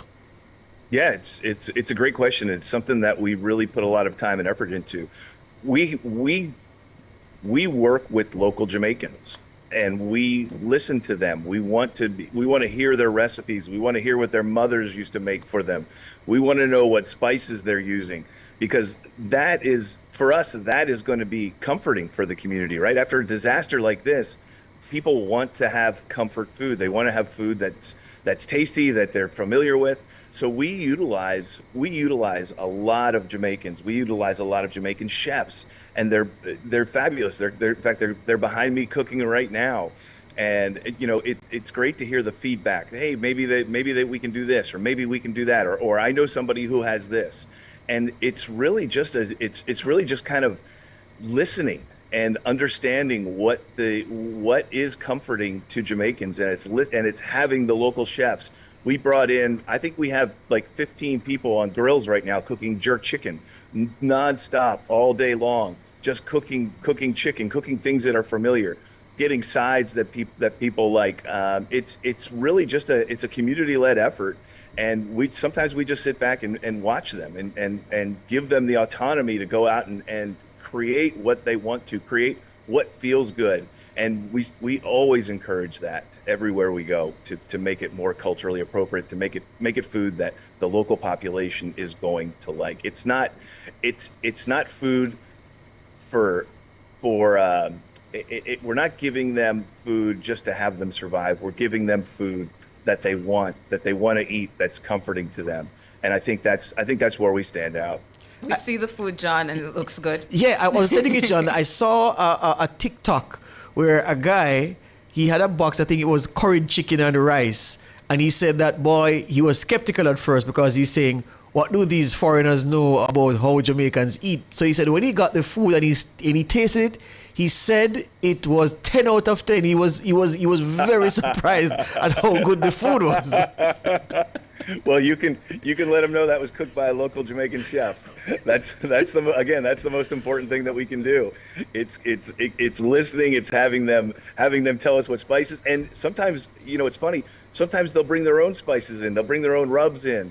And we love that. We love seeing that local flavor going into our dishes. It's so important for what we do, and we want to make sure that we're giving people something that's 10 out of 10. We may not always get there, but we're always striving for it. And which of the field kitchens are you in this morning, John? So I'm in the Montego Bay Convention Center. We also have a field kitchen over in Negril. So we're doing about 40,000 meals a day out of the kitchen in Montego Bay Convention Center, and then Negril is ramping up to about 18,000 hot meals a day. And then we have another small satellite out in Mandeville that's working with restaurant partners to get to places like Treasure Beach, to get to places like Black River, to get to places like Lacovia, and make sure that they have the same quality, the same comfort coming out of those kitchens as well. First question on logistics, John, because you mentioned something very important there. Cooking the meals is one thing, but getting access to areas, and not everywhere is blocked, but still some places remain blocked, and I'm sure those are the places you want to get in most urgently because the people don't have access to all they need. How challenging has it been over the past 2 weeks to get to those people, to get the hot meals out to those people who need them? Yeah, it's we don't know everything, and again, we rely on people that know people, and they say, hey, this community has not had a hot meal, and we'll get up in a helicopter. We always go out with food. We'll load a helicopter with food and try and find a landing site in these areas so that we can check on them. We've done this multiple times throughout this response. We'll land. We'll deliver food. We'll talk to some local community. We'll find a contact there. Maybe even deliver a generator so they can get a Starlink going so that we can communicate with them. They can let us know what their needs are, and we just want to make sure that once we land, we're coming back the next day, whether that's by helicopter or we're keeping our ear to the ground when we can deliver it by land. So again, we're trying to we're in 183 different distribution sites right now across the island. And I think we've done a very good job of finding these people, of getting them food, and we'll get there however we can. I know that even down in Beeston Springs, we were delivering food to Robbins River, and a bunch of people would come down on motorcycles, and we would load their motorcycles up with food to take it up the hill so that we could get food to these communities. We've had some of the more notable Jamaicans that have been helping us, like Vibes Cartel and Usain Bolt and Sean Paul. They've actually been going out to these sites with us, and they'll say, hey, I know somebody here. Can you help them out? And we'll get right on that. I mean, immediately to where we have a group of scouts, we have a group of community outreach team that's just going around finding the people that need the food and making sure that we're getting it to them every single day. In terms of coming into Jamaica, John, in terms of the coordination between your organization and the government to get the requisite clearance to come and do your work, how difficult or challenging was that process? I think the most challenging part is having them understand what we're capable of doing, and delivering on that. That's important because the governments want to take care of their people. They want to make sure their people are being fed. They want to make sure the right organizations are coming in. I think we proved ourselves during Beryl. I think we're more than proving ourselves in this one, and just getting it was actually a pretty quick process to be able to get things in. The government was extremely proficient in making sure that we had what we needed. It takes time to fly things in, to boat things in, but we're also purchasing locally. We sent our people out throughout Kingston, throughout Montego Bay, throughout anywhere we could find things like gas. We've worked with the local company here called Petcom. They were fantastic in getting us propane, which we use a lot of in cooking 60,000 meals. Water, making sure we had water tanks, finding people like at the Montego Bay Convention Center that opened their doors for us to be able to cook here. It's been a really good process, and I certainly can't say that we were hindered in any way. There's normal customs processes for some things, but when that is going through its process, we're also looking locally, and we're buying locally, and we're making sure that we're getting our ingredients or our equipment from local stores. It's very important for us to buy locally, because what we want to do is not only provide food, but stimulate the economy at the same time. Hire local people, work with local businesses, find local farmers. Anything that we can do to support the local economy is really at the top of our list. The question then, John, how much longer will World Central Kitchen continue to do this tremendous outreach by the provision of hot meals? Yeah, that's a great question. We're still ramping up right now. We're still finding pockets of need. We're still making sure that people are taken care of. We're listening to the communities on what they need. We don't have a timeline. I haven't set any timeline whatsoever. We could be here into January. We could be out of here mid-December. It really just depends on what the communities need. We're listening. We're making sure that they're fed, and we're going to be here through this recovery. Yes. Talk to me a little bit, John, about the people, because you've interacted with so many. You speak of some of the superstars among us, the Bolts and Sean Paul and the Cartel, but the people that have been reached, the response from them about the fact that you have come and you've taken on this arduous task of preparing meals and flying it to them in their little pockets that they are isolated in. What's been the reaction and the vibe from the people? The reactions have been fantastic. The people of Jamaica are so wonderful, and when you see the smiles, when you see the warmth that they give to you after we provide hot meals, it's just incredible. The people of Jamaica are just incredible. It's been nothing but fantastic, and when we can have a line of children, lined up with their parents behind them, smiling, knowing that their children are getting fed that day. That's worth everything for what we do. It really has been a pleasure being here, even in such terrible times. There's still smiles, there's still handshakes, there's still fist bumps. It's just been a wonderful experience being here and helping the people of Jamaica. I can't say enough about them. And you have a lot of them in our YouTube chat as well, John, who are extending gratitude and asking as well how they can donate to the cause. Yeah, the World Central Kitchen is a donation-based organization, and I can tell you right now that 70% of the donations that come into World Central Kitchen are just regular people donating every month and going to WCK.org and reading what we're doing and seeing the pictures of how we're doing it and feeling inspired to be able to help through monetary donations. You can go to the webpage if you feel like it.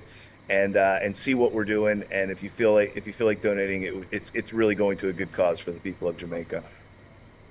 Excellent, John. We can't thank you enough for the work that you and your team are doing. By the way, were you ever in Jamaica before Beryl last year? I don't believe so. I think Beryl was our first time in Jamaica, if I remember correctly. Well, not as part of WCK. I'm talking about whether you vacationed here before or come here for business. No, it's my first time. It's my first time in Jamaica. It's been a wonderful experience. Like I said, the people here are fantastic. It is such a pleasure. It's such a pleasure to be here helping the people of Jamaica. It really is. Well, on behalf of every Jamaican who've benefited from WCK's work and those who are set to benefit, I want to thank you and wish you all the best and hope that the donations continue to come in strong. Thank you so much. Appreciate being here.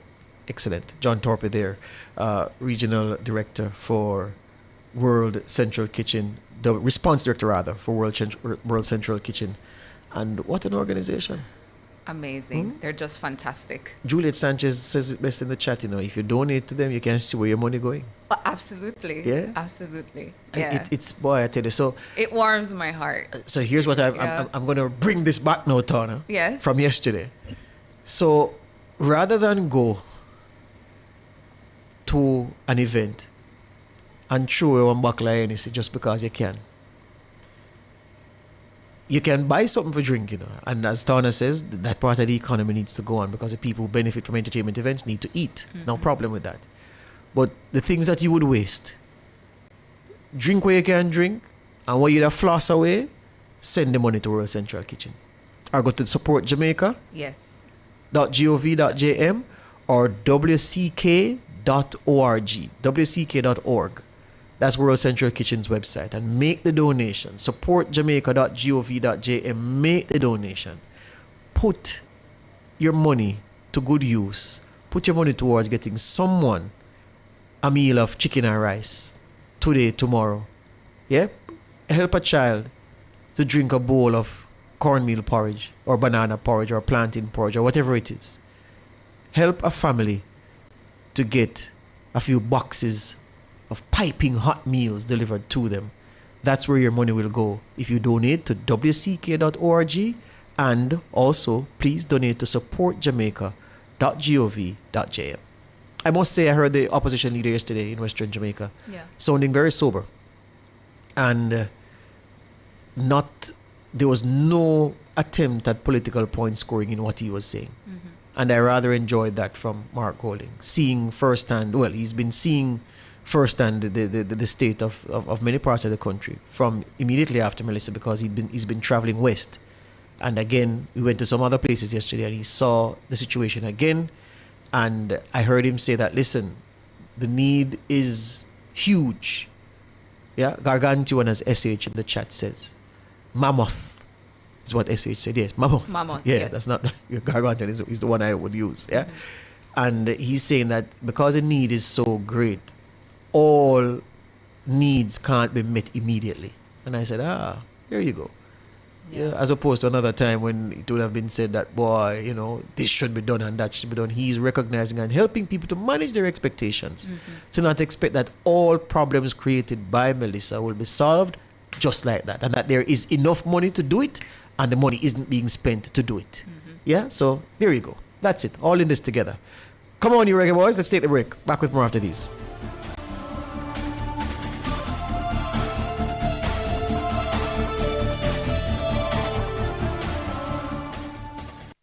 You're listening to Nationwide 90 FM. The time is 7:46. Hawkeye expresses heartfelt sympathy to all Jamaicans impacted by Hurricane Melissa. As we recover together, we remain committed to securing what matters most. The temperature by Hawkeye is 25 degrees Celsius in Kingston, 26 degrees Celsius in Montego Bay, 20 degrees Celsius in Mandeville. Every school is free of unhealthy, ultra-processed products. Those high in salt, fats, and sugar. If only that weren't a dream.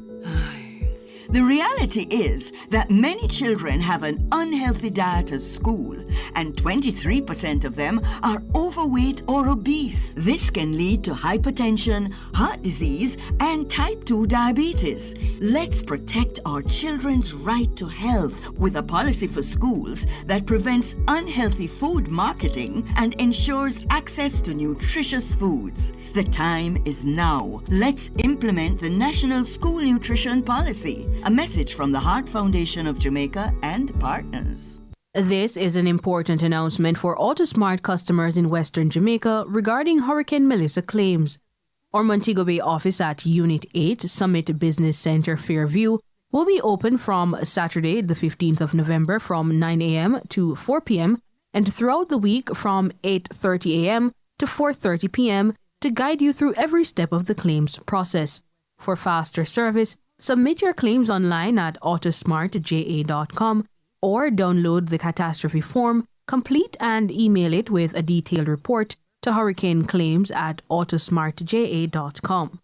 AutoSmart is here to help Jamaica rise again. That was an important announcement for AutoSmart customers in Western Jamaica regarding Hurricane Melissa claims.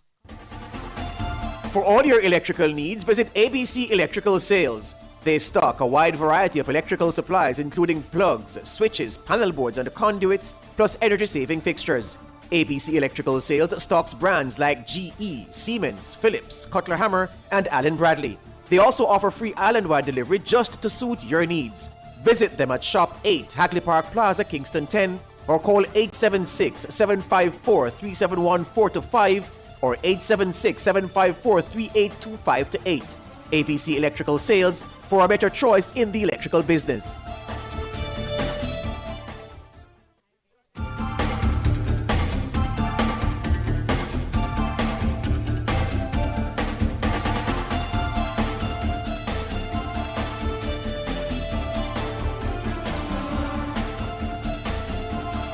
$7:49 on the clock. Leonard Seville says he hopes the Reggae Boys win tonight because he knows I won't survive if they don't. Let me tell you, I can guarantee you one thing. Whatever the result, I'll be here tomorrow. Well, I hope so. I hope you will be here tomorrow too. All right. Do we crack on, Michelle? Yes, we do, because there's a gentleman on the line who we haven't heard from in a long, long time. Head of the Disaster Risk Reduction Recovery for Building Resilience at the UNDP, Ronald Jackson. Good morning, sir. Good morning. Good morning to your co-host as well, and to all who's listening. I've not heard from you in a long time, my friend. All is well? All is well. All is well. Excellent. As it can be. As it can be. What can you say, Ronald, casting your experienced eye over how our emergency services have responded to this disaster? Well, I think the storm itself was such a powerful one that has exceeded what we have seen in Jamaica for a while. And that might have impacted some of the local capacities, because we have to recognize that the system is designed from the municipal level upward. So there are local responders, i.e. the assets at the parish council, etc. And then there is the national response. And I think some of the local responders would have been impacted and therefore not able to address the issues immediately. But over time, we've seen that has formed up, and I think people are out and about and doing as best as they can. But it has to take all of Jamaica, all of the capacities, and especially those in the east that are not impacted, if we want to really move at pace on this issue. Looking down the road, and there are many things to speak about before we go down there, but looking down the road, one of the emerging themes you're seeing is that people are wondering if our disaster response personnel, given that they've never had to deal with something that has caused this much damage in modern Jamaica, and the long road ahead, if there's the stamina for that, and if the plans that they have been asked to implement are implementable over the time it appears it will take for us to recover fully from this disaster? Well, I mean, there are two things there. There's a question around responding to events of these magnitudes. And one of the things we have to continue to work to do, not just here in Jamaica, but I think the region and further afield, is to ensure that we build the institutional systems and capacities and continue to exercise them for small, medium-scale events, because it's that reflex that then chips in when you have these types of challenges. But as I said in my role when I was here, we have to reduce the level of vulnerability and exposure across the island so that we are reducing the potential for the scale and scope of these hazardous events to lead to the losses we've seen. So that's one. On the plans that need to be implemented, it's really about setting the foundation, because we are in a different era where we're not sure we will have 10 years between events, 5 years between events. You know, the signs suggest that we are going to see these more frequently. So as we work to recover from this event, we have to prevent new risk. You know, so how we plan, how we address those areas in the eastern half that's not impacted, as part of our readiness for anything that comes in the future, even as we rebuild in the west. You know, we have to address those points of failure that Melissa exposed. Right? You know, I hear the term natural disasters. There are no natural disasters. There are hazardous events that interact with the development weaknesses, and they lay bare to us where development weaknesses sit, from inequalities to infrastructure to land use to land planning and management. And as well, Ronald, in your preliminary assessments so far in the aftermath of Hurricane Melissa, what now does the government take on as those immediate top of agenda line items in the rebuilding phase? Well, there are some things that will have to be moved simultaneously. We need to work to clear the debris, you know, provide some temporary income opportunities for people who, you know, like the farmers and others who can't plant, and people in the SMEs who are affected. We also have to evacuate those who are without housing, perhaps to, you know, some central sheltering facility where they can be cared for immediately and provided with hot meals, and I think some of that is going on. Yes. We need to look at transitional housing solutions, you know, explore a number of options. There are a range of options that could be explored. I won't go into them here now, but that includes the framing around a transitional housing solution. We also need to get going on, you know, doing some of the recovery plan development and look at spatial implications and lay those foundations for the longer term. Right? So there are a number of issues. Other areas in the agricultural sector in terms of helping to provide seed so that once we can begin replanting, that's also happening. You know, fast start roofing, hopefully with, you know, some engineering support to monitor to ensure people are putting the roof back on. If not, we have to, you know, identify those communities we have to circle back to, and you know, really check and ensure that the roofing is sound and that people are not reoccupying places that were not fit for habitation. And by special implication, Ronald. It's more complex, but yes. It's more complex than that, but it's just giving you in a quick frame, yeah. Yeah. By special implication, do you mean, for example, towns that were impacted that may need to shift to elsewhere? Absolutely. I mean, we're in a different time, and you know, we're seeing where, based on how our coral cover, our environment, state of our environment at the moment, I think it's going to require us rethinking a little bit setback requirements, the shape of our towns, incentivize, you know, some of the, you know, relocation of communities and commercial activities in some of the towns, just so that we prevent future losses of this data. Much was made, Ronald, about the decision to put ODPIM to OPM, removing it from the local government ministry, and I'm keen on your reaction to that. I mean, I served under the office of the Prime Minister during the Golding administration. It's not unusual. It has happened, I think, one other time before my time. So it's for me, that's not so much the issue, right? It's about ensuring that we strengthen the institution back to the level where it can provide, you know, if that's the issue. I mean, I heard the reference to a report that spoke to some weaknesses that need to be addressed. You know, we can collectively support that effort and ensure that the institution can can really deliver on the mandate.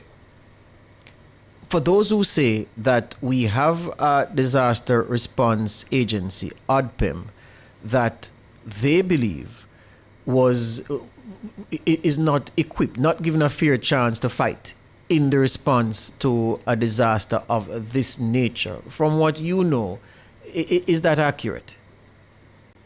Well, I mean, it's a system, right? I mean, one institution can't do it. So it's really a systemic response that's required.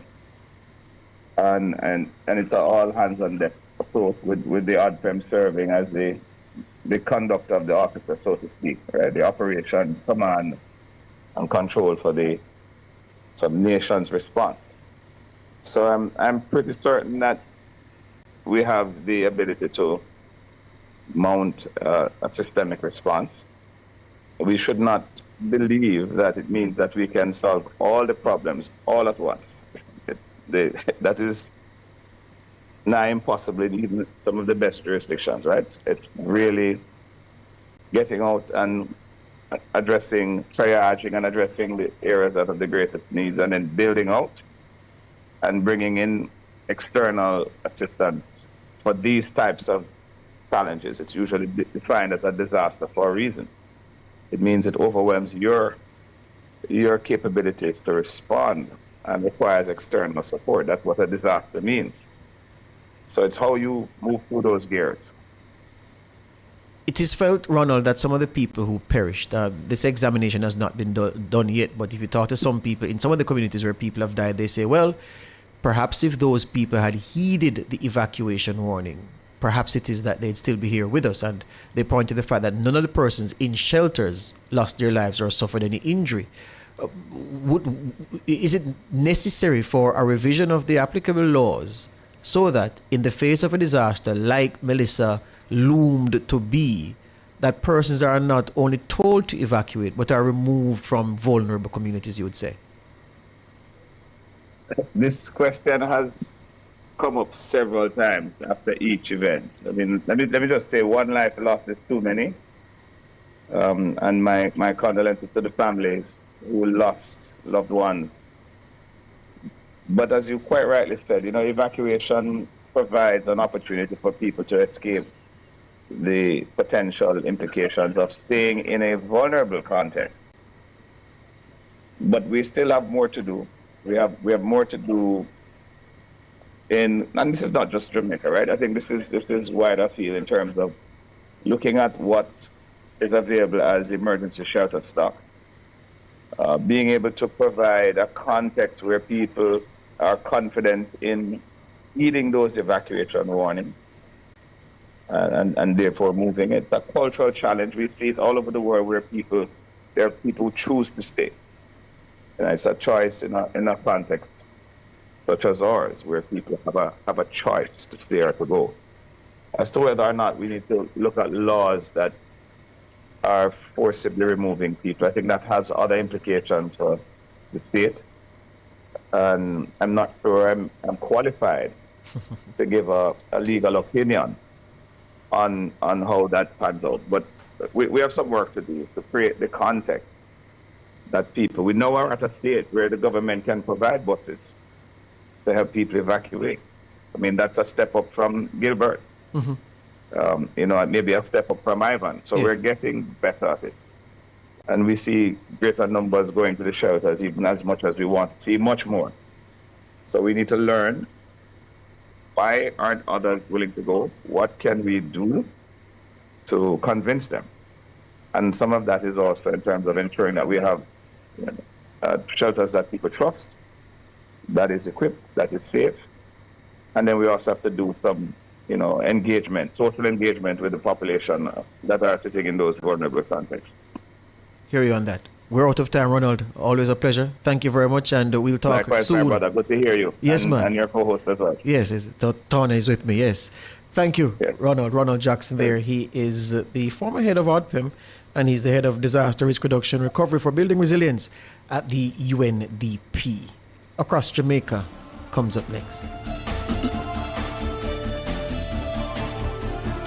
Front Page was brought to you today by ABC Electrical Sales, for a better choice in the electrical business. You're listening to Nationwide 90 FM. The time is 8:03. Success, powered by learning. The temperature, brought to you by Sandals Corporate University. Come grow with us, is 25 degrees Celsius in Kingston, 26 degrees Celsius in Montego Bay, 20 degrees Celsius in Mandeville. From the mountainside to seaside, countryside to townside, inside and outside, it's across Jamaica this morning.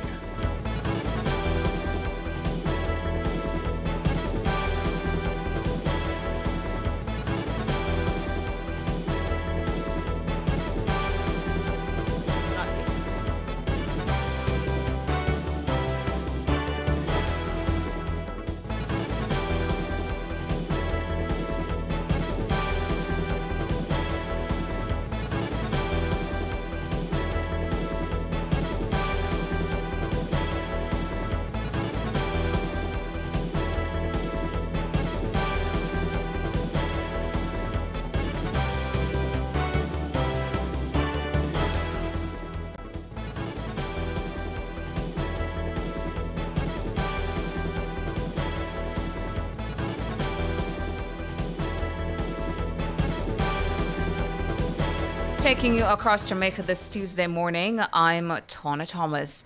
4 people have been charged for the theft of $250,000 worth of meat from a restaurant in Lake Spence and Catherine between October 20 and November 16 this year.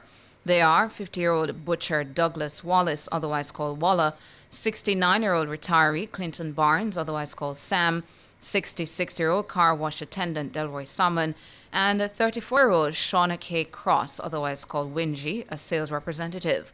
All are from Kingston 20 addresses. The police report that a man suspecting irregularities at the establishment reviewed surveillance footage from October 20. The footage reportedly showed Wallace removing items from the business without permission. Then, on Sunday, November 16, Wallace was again observed on the surveillance footage, removing several bags of meat from the premises and loading them into a white Toyota Probox motor car. The police report that Wallace was assisted by Salmon, Barnes, and Cross. The police were alerted, and the vehicle with all 4 accused aboard was intercepted. A search of the vehicle was conducted, and 18 bags of meat, valued at almost $252,000, were found in the trunk. Following a caution statement from Wallace, all 4 were arrested and subsequently charged with larceny as a servant, simple larceny, and conspiracy. In a continued effort to support public health and safety, ANSA Chemicals Jamaica has announced donations of close to 70,000 litres of bleach to help with the ongoing sanitization efforts in communities across the island that were severely impacted by Hurricane Melissa. This donation consists of both 8% industrial strength bleach and 5% household bleach. The company says the move is intended to ensure households in remote or isolated areas have access to properly treated water for their use.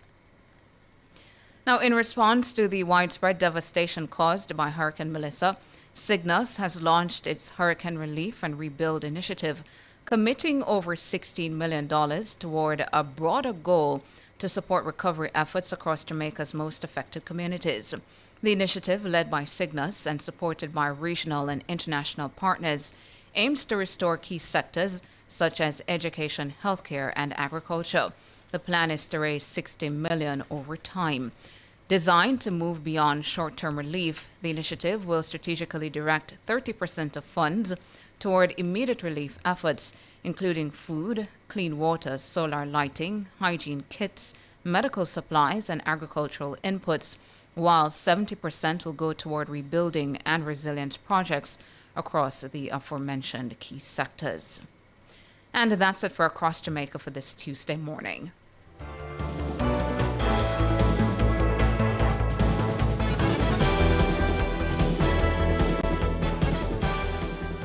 Upgrade your home or business with Cameron Industries and Joinery Limited.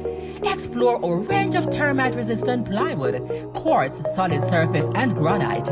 Experience timeless elegance with our cedar doors, crafted from premium cedar stock, kiln-dried for durability and beauty. For quality and craftsmanship, visit us at the Trade Center Kingston 10 or Hatfield Mandeville. Call 876-963-0628-30. Cameron Industries and Joinery Limited. Transform your space today. Don't fall victim to deepfakes. Watch out. Protect yourself. What is the For more TV? information, visit broadcastingcommission.org or Here ya, scan baby. the QR code on screen. Deepfake. No deepfake can't catch me. Junior, you know say AI can make something will look and sound just like you? One day Junior get a voice note from her granny. Say the food done, the medication done, and she need money urgently. Need money urgently. But Miss Pat no like ask people for things. And as so comes, Judy get suspicious. So what she do? She asks the neighbor to go check pan her. Junior, the lady quite alright over there make her Sunday dinner. So the voice note a deepfake. Yes, my love. Come, your food ready. Right now it look like we have to outsmart the AI. But wait, I really want dege dumpling here, give me. Me I wonder if AI can make one deep fake dumpling for you. To learn more about deepfakes, visit www.broadcastingcommission.org. This is an important announcement for general accident customers in Western Jamaica regarding Hurricane Melissa claims. GenAC's Montego Bay office at Unit 8 Summit Business Center Fairview will be open Saturday, November 15 from 9 a.m. to 4 p.m. and throughout the week from 8:30 a.m. to 4:30 p.m. to help customers. For faster claims processing, customers can submit their claims online at genac.com. If your motor vehicle or property has been affected, download the catastrophe claim forms from the website and submit a detailed report to catastropheclaims@genac.com. General Accident is here to help Jamaica rise again. That was an important announcement for general accident customers in Western Jamaica regarding Hurricane Melissa claims.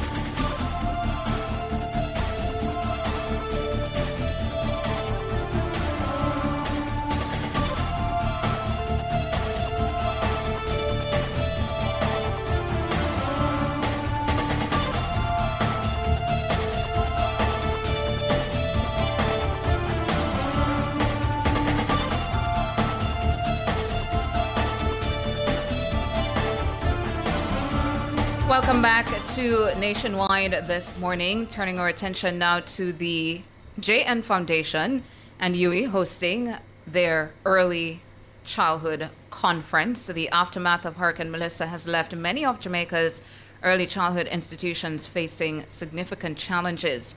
Classrooms, playgrounds, and learning materials suffered extensive damage, disrupting the educational experience of young children. The situation underscores the urgent need for stronger disaster preparedness and recovery strategies within the education sector. In response, the JN Foundation, in partnership with the University of the West Indies School of Education, Dudley Grant Early Childhood Education Resource Center, and the Early Childhood Commission, is hosting the Dudley Grant Memorial Conference 2025, scheduled for November 27 to 28. For more, we're being joined by Senior Lecturer in Early Childhood Education at the UWI Mona, Professor Zoya Kincaid-Clark, and Lead of Youth and Education Programs at JN Foundation, Sydney Preddy. Good morning to both of you. Good morning. Thank you so much for having us. Thank you so much for joining us here on Nationwide this morning. Start with you, Sydney. Talk to us about this conference coming up at the end of the month. So at the end of the month, the 27th and the 28th, we'll be hosting a regional conference for early childhood education. It really is going to be centralizing preparedness, resilience, and also helping recovery in early childhood education. It is elements that include curriculum. Just one moment there, Sydney. Do you have us on speaker? No, I do not. Oh, you're coming in just a bit choppy, but go ahead. Okay, apologies. I think it's my connection. No worries. Go right ahead. So we'll be discussing areas of policy for early child development, curriculum development, technology, how technology can help this in early child education, and can be used as a tool, especially in this time of recovery. We'll be hearing from regional perspectives, get regional perspectives on how to recover from disasters such as this for the early child sector. And the output for this can be used for planning for not just Jamaica, but any other country that might experience similar disasters. Mm-hmm. And talk to us more in detail about what is expected over the 2 days. So over the 2 days, we'll be having 5 panels, discussions on the various areas that I mentioned, which include policy, curriculum development, technology and education, and also best practices. We will have several research areas being presented as well outside of the panel discussions, and we will have various tips, tricks, and also very valuable information for educators, policymakers, anyone interested in early child education or supporting the rebuilding of the early child education sector. Mm-hmm. And Professor Kincaid Clark, good morning to you as well again. Talk to us about your partnership on something like this. Obviously, it's about education, early childhood, so we get that. But talk to us about your partnership on this, why you came on board. Excellent. So Jamaica National and the Dudley Grant Early Childhood Resource Center have had a long relationship. This year, 2026 marks the 60th anniversary of the Project for Early Childhood Care and Education. And this project came into being as a result of our namesake, Dudley Grant. And so this partnership seeks to outline and, just celebrate his work and his effort in building out and advancing early childhood care and education in Jamaica and the wider Caribbean. We see this as an important event because in light of the vulnerabilities that we face in the early childhood sector and what Dudley Grant was a huge proponent for, we see it as an immensely important endeavor to really, as part of a partnership, to advocate for early childhood and to build out better systems for children. Mm-hmm. And who does the conference cater to? Is it just the educators themselves? Is it also, persons who are pursuing tertiary education in early childhood? Who is the conference catered to? That's a great question. When someone asked me that yesterday, I explained to them that this conference is really for persons who are advocates for young children. So once you have a heart for young children and you understand the importance of their well-being and development, this is a colloquium for you. So we're talking about parents, we're talking about advocates, we're talking about early childhood specialists.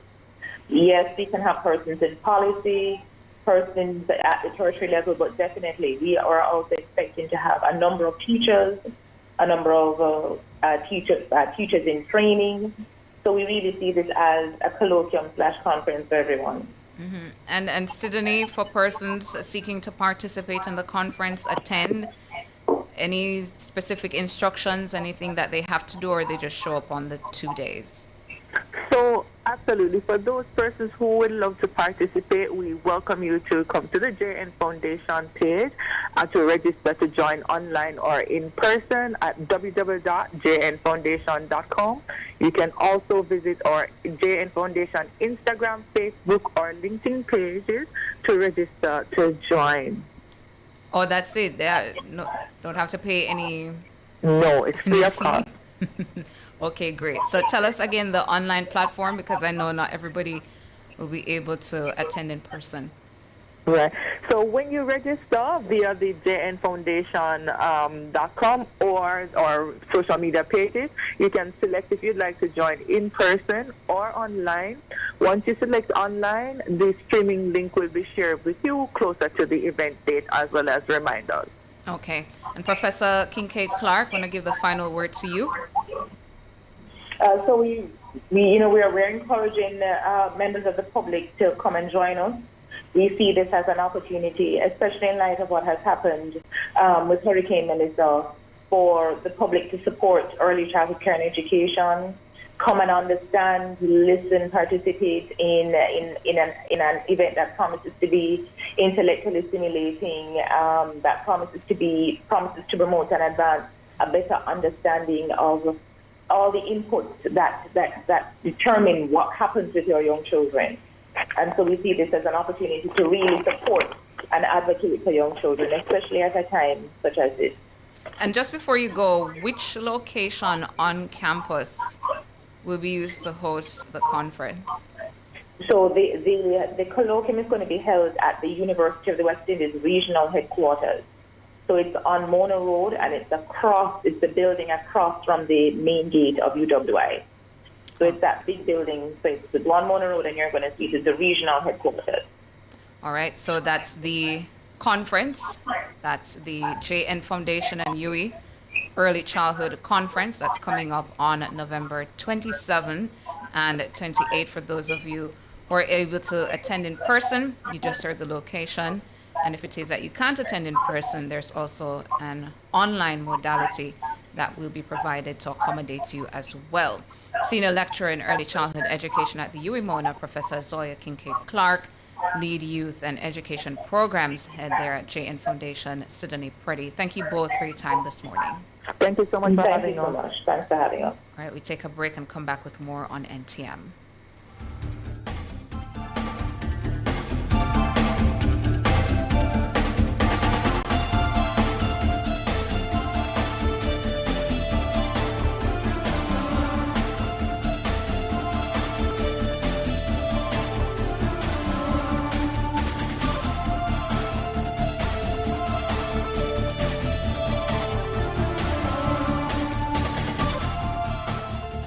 Are you living with HIV? It's time to access treatment, get back to business, and begin your path to a brighter, healthier future. The time brought to you by Jamaica AIDS Support for Life is 8:20. Fontana Pharmacy has a wide variety of items from pharmaceuticals, household, cosmetics, toys, and more. The temperature by Fontana Pharmacy. It's all good inside is 26 degrees Celsius in Kingston, 27 degrees Celsius in Montego Bay, 21 degrees Celsius in Mandeville.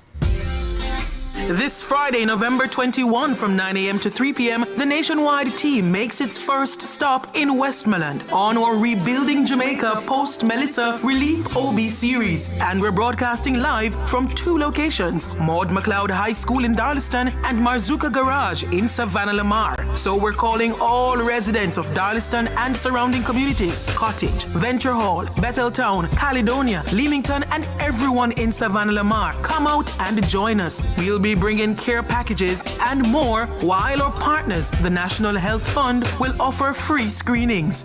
Come share your stories, talk with our hosts, and let Jamaica hear how you and your families are rebuilding after Hurricane Melissa. Nationwide 90 FM, helping to rebuild Jamaica one community at a time. This outreach is made possible by NHF, Marzuka Garage, NSWMA, and the Ministry of Labor and Social Security.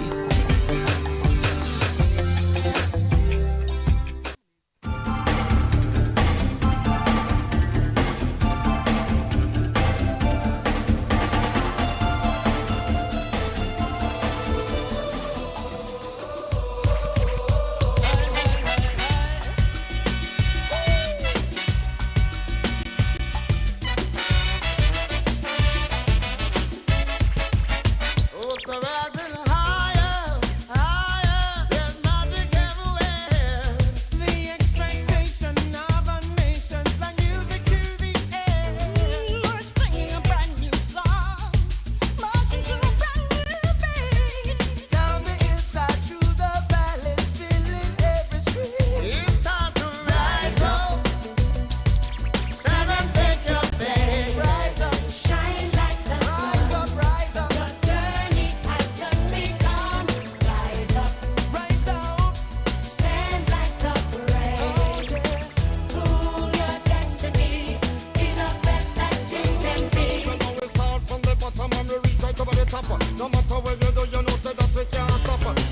History says Jamaica's first football club, Kingston Football Club, was formed in 1893, and that the first international football match played by a Jamaica team was the first of a 3-game series against Haiti in 1925. Well, from then till now, we have seen only one World Cup qualification for a nation blessed with so many great footballers over the years.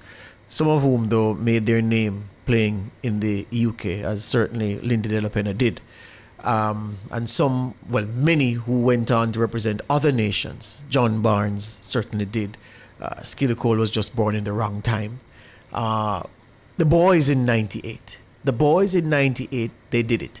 And I know many people say we qualified for the 98 World Cup and thinking we qualified in 98. No, we qualified in 97. November 1997, November 16, 1997, when many people, more than the allowable limit, crammed inside the National Stadium. We used to call it the office back then.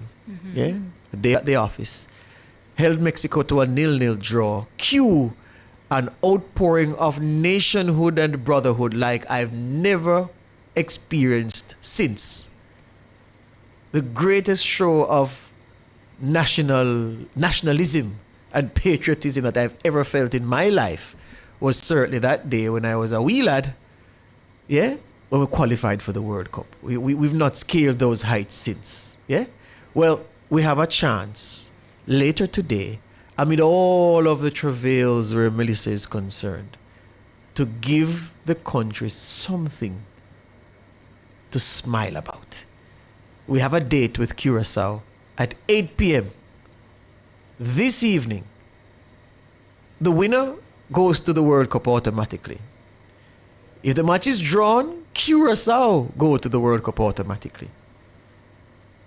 The Reggae Boys, the situation is simple. Just win the blasted match. You understand? It's as simple as that. Win the match, and make the rest work out itself where the other teams are concerned. Okay? Dennis Strong was for much of, well, recent years, was the General Secretary of the Jamaica Football Federation. Turned around the JFF's finances. The finances were bad for many years. Turned it right around. Put it in the right lane. And then he moved on to greater things. He has been watching the team prepare for this game. And we're going to speak to him briefly. And then we'll open the lines because we want to hear from you. Where were you when we qualified in 1997? What do you remember of that? And are you sensing that lightning will strike again? Okay, come like a lightning strike. The event is so rare. She crossed our fingers. Yeah? Where were you? And do you think we can have a repeat later this evening by the time 10 o'clock comes? Morning, Dennis. How are you doing, George? I'm good. What, the team, you've seen the team being trained. How them look? What the boys are? What are they saying? What's the vibe? Well, I was with them last night. I went to check them at the hotel and talk to the coach also. And the vibe is very good. The boys are hungry. You know, I actually spoke with Damian, and I was telling Damian, you remember, George, when we had the pleasure of watching Nandi Lowe play for the team. And I was telling him, I was saying, boy, Damian, I was in awe watching your father. You know, and I see that same level of passion in Damian when he plays. You know, but the boys, that's what I spoke to Andre, Isaac, all of them, they're in good spirits, you know, and they said they're going to win. Yeah. You know, so I'm counting on that. And I have confidence in these boys, man. Many of these boys would have been brought to the national setup when you were General Secretary. And of course, the coach was hired by I'm tempted to say you hired the coach, but you were the General Secretary when the coach was hired. Yeah. And a lot of them came in at that time. And, you know, I have to give credit to the boys. I remember when we were going through our time in terms of sorting everything out. And the boys, you know, when I spoke with them, they said, listen, we are for Jamaica, and we're going to make sure that, you know, that they had things that they wanted, but they say, we're going to hold off because we know that this thing is bigger than us. and bigger than just the team is Jamaica, and they stood with us. You know, and that's why I've stuck so close to the boys. They stood with us through everything. You know, Andre Damon in particular, I would speak with them as the leaders of the team, and I'm happy to see where they are now, you know, personally in their careers, and also what they're going to do for this nation. Because I tell you, George, you said it. I was not around in 1962 when we gained independence, but I think the second proudest moment for us must have been 1998. I remember vividly where I was sitting, 1997 when we qualified. It's space in the grandstand. I was sitting in the third seat, about 3 rows from the top. That's the sort of memory that it brings back to you. Because when we qualified, George, for about 10 seconds, the stadium was silent. Yep. We couldn't believe it. And then the eruption came. Yeah, and then, interestingly, we had our troubles at that time in terms of crime. And remember, the football matches, whenever they were playing, there was no crime. Yes. Yeah, no murder during those days. None. None. Even when the games were being played away. Yeah. Like all of the bad man, them locked down and watch the game, eh? Yeah, because everybody was into this thing. And you remember Dennis, when we played El Salvador in our penultimate qualifier in 97 en route to qualifying on November 16. Would have played them on November 9, the week before. El Salvador brought out, they had the usual suspects. I remember Raul Diaz Arce was their top player, and they had a Brazilian, so they naturalized him very quickly to make him eligible to play for us. A guy named De Mello, and he had the died here, and he nearly killed with ball. And when he scored, and we said, Lord of mercy. And then you remember when we were 1-0 down, then we went 1-1, and then Paul Hall got that breakaway. And every Jamaican was running with him as he ran towards the El Salvador goal. And when the man bossed it, we thought that was a moment. We thought that was a moment at 2-1. I had the pleasure as General Secretary to meet people like Dion Burton, to meet people like Paul, Fitzroy Simpson. Yeah. You know, Tapper, me and Tapper are good friends too. And them guys, let me tell you something, man.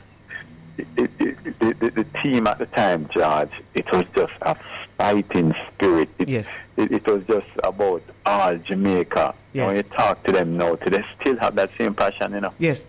They bring it to their coaching.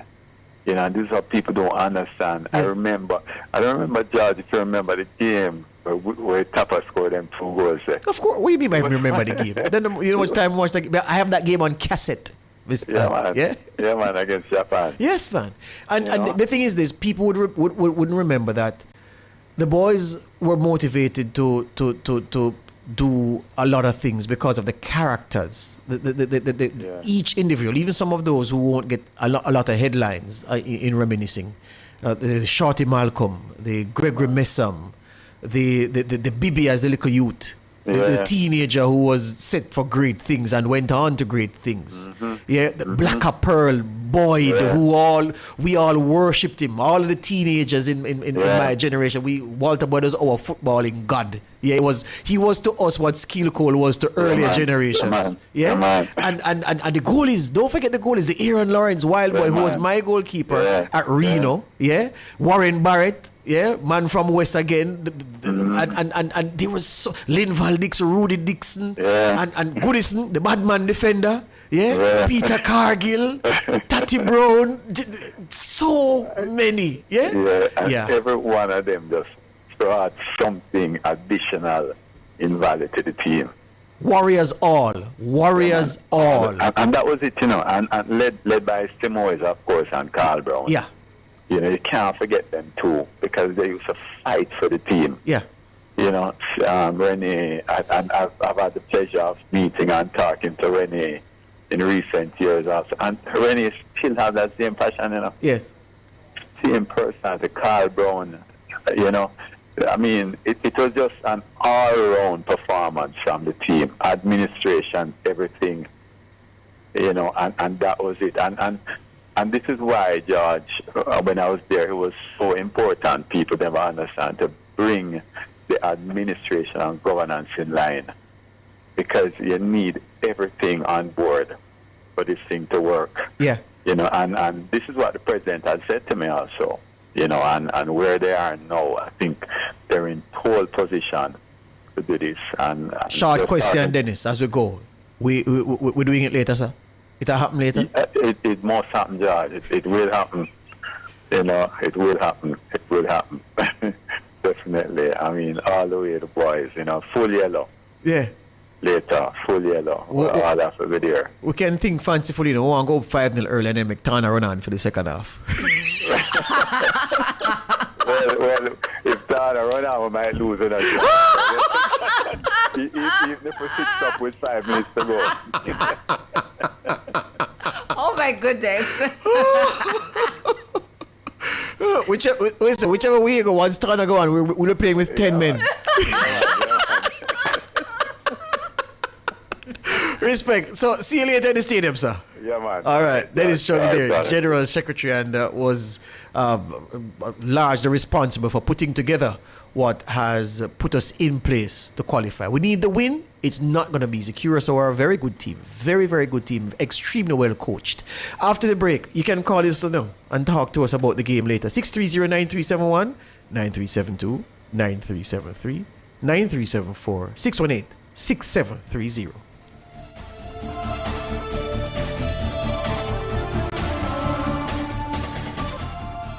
Grace is giving shoppers discounts on over 20 of your favorite Grace products when you cash out at participating supermarkets. The time by Grace Good Move is 8:34.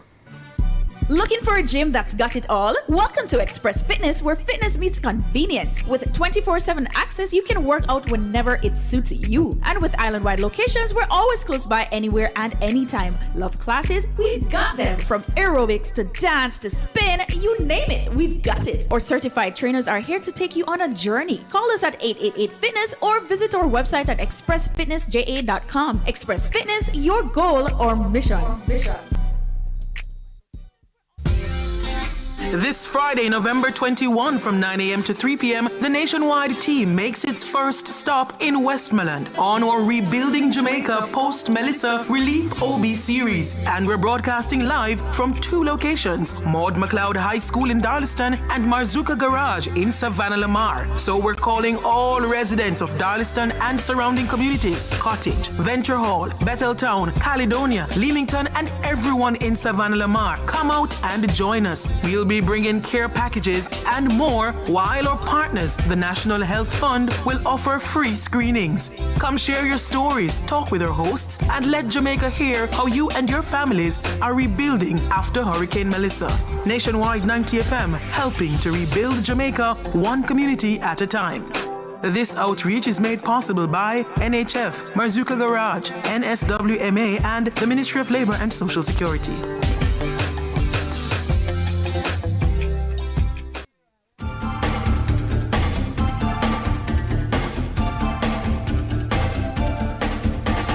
Welcome back. Leroy Rotti says if Tawna takes the field, we'll be playing with 6 men. Leroy, you gone too far. Oh my gosh. Here, Mr. Lex in the chat. Yes. I wanted to date Emily Crooks, but she turned me down. I was in 4th form and she was my 6th form prefect and head girl back in the 90s at Manning's school. So, Virgin, we are talking about football here, Gaga. Emily want to date little boy. What? Mr. Lex. Your chest in high, my youth. Big up yourself. You were ambitious. And you see, you wanted the best of Mannings, You wanted the head girl. Yeah? Even though she was a 6th form and you were in 4th form, I rate you. I respect you. You're ambitious. Yeah? I have to applaud it. A man after my own heart. Very ambitious. Damien is online. Good morning, Damien. Good morning. Good morning to you, George and Tawna. Yeah, man. What go on? Yeah, man. Enough respect, man. Hey. I remember, as a little youth, 1997, man, Jamaica was the most peaceful country on earth on that Sunday they brought in. Yeah, man, a united front. But before we get into the game later, I want to draw your attention, George, to an article, Rebuilding Together, in the Jamaica Observer, the Sunday Observer. Please, take a read. Yeah, man, I read it. What you thought? Spot on. Yes, indeed. Yes, spot on. You're talking to the author of the article here, sir. Respect, man. Respect. Well done, sir. Well done, sir. Yeah, man. Give that. Yeah, man. So, this this is what I'm saying about the football now. You see? Up we are go. World Cup we are go. In a USA, Canada and Mexico. Up we are go. World Cup we are go. In a USA, Canada and Mexico. Up we are go. World Cup we are go. That's why a little later we have to beat Curacao. The stands up is full and the crowd have to cheer when the neck get bust and Curacao start fear. Mad.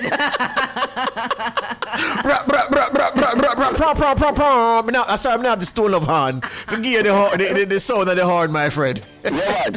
Me have to find George and me find Tana. When me bus Whisper and me bus Bowser. And the people them see what we go on with later.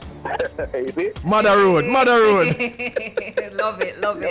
It's very important. It's extremely important for us to put on a good show, win this game later. I think the country needs this. The country needs some good news. And qualifying for this World Cup would really, take our attentions a little bit off of the obvious devastation and relief and recovery challenges and stuff. Jamaica needs something positive, and we are putting our hope and our confidence in the team. We believe that we can beat this Curacao team. We have the talent. We have the team that can do it. You couldn't ask for anything better. If anybody said we are going to have a chance to go to the World Cup with a game at home against Curacao that we must win, we'd take it. Yeah, man. So let us grab it with both hands and look more. Full up the stadium, people. Excellent, sir. Good man. Respect them and all the best to you, man, and continue writing. Yes, sir. All right, sir. Cool. Nah, lose. I'm going to get Chris piece of the crime. Morning, Chris. Yeah, morning, George, and morning, Tana. Morning to you, Chris. I remember, George. Yeah. 16th of November 98, that Sunday. 97. 97? Yeah. I tell you, George, it was a moment. But you see this evening still, yeah. I don't know who named out. I'm walking with Faith. Faith, you walk with, yeah, man. Yeah. Yeah, man, that girl, a nice girl. A very nice girl. We are praying, hand to heart. Yeah. We need it. We need it, Papi. We need it. We love that. We need it, man. Yeah, man. Hurricane mash you up, so this will help lift back the spirit. That's right, sir. Yeah, so look more. All right, Chris. Respect. Yeah? We need it, Poppy. Yeah, man. Little more. A different thing. We don't know who named out. We don't know. Yeah, who that guy? Like that girl. Faith. She will work with later. She will work with. I love the optimism. Yeah. That's the spirit. That's the energy. That's what we're sending them out on the field with. Yeah. Sheldon Ellis says, I was walking up and down in my living room that Sunday with anxiety and cried when we won the game. Pride. Mm-hmm. Yeah? One of the stadium that the Reggae Boys are playing in Canada is a stone's throw away from where I'm living, and I'll be there, God willing. What do you mean, Arville? Once you qualify, you buy that ticket, brother. You buy that ticket. One Dread says November 16, 1997, I was on the stadium field, 16 years old, greatest feeling in the world. Still have a piece of the net from that match. What do you mean? You read this one about walking up and down in my living room? Yeah, man, I just read that one a while ago. Yeah. Here, Herman Dawkins, no. He or she, no. You guys need to temper your expectation. 3-0 and 5-0 in favor of Jamaica that are flashing in the chat is over the top. Curacao is a very good team despite their size. Okay, very good message. Because she's not saying that we're not going to win. She's just saying those what about 3-0, 5-0, temper your expectation. Very good intervention, Herman Dawkins. It's not going to be easy because Curacao is a very, very good team. And we only need one, so we'll take one. Here, Sharon Bliss now. So, George, you did that troll your head girl at Jonathan Grant too? No, Sharon. I was the one. If you understand what I mean. It's like what Emily, the girl, them did, the youth, them did. Well, I was there. I was the one. Yeah? Like Neo in Matrix. Yeah, Sharon, I was the one. Yeah, I was the one. I was the one. Yeah? Emily was the one at Manning's. I was the one at I are the one. Oh my goodness! You ever heard? Have you ever heard Bounty Killer? Well, you've heard him talk about. So you know he's the one, but I are the one, right? Yes, so people say, like, how you say I are the one. Him say it makes sense because him reads it out. Him say, listen, this is when my Beanie Man did a few. Him say, Beanie, he's the two. And me and him are the same thing. So he is the two. I are the one. I get it. And it makes sense.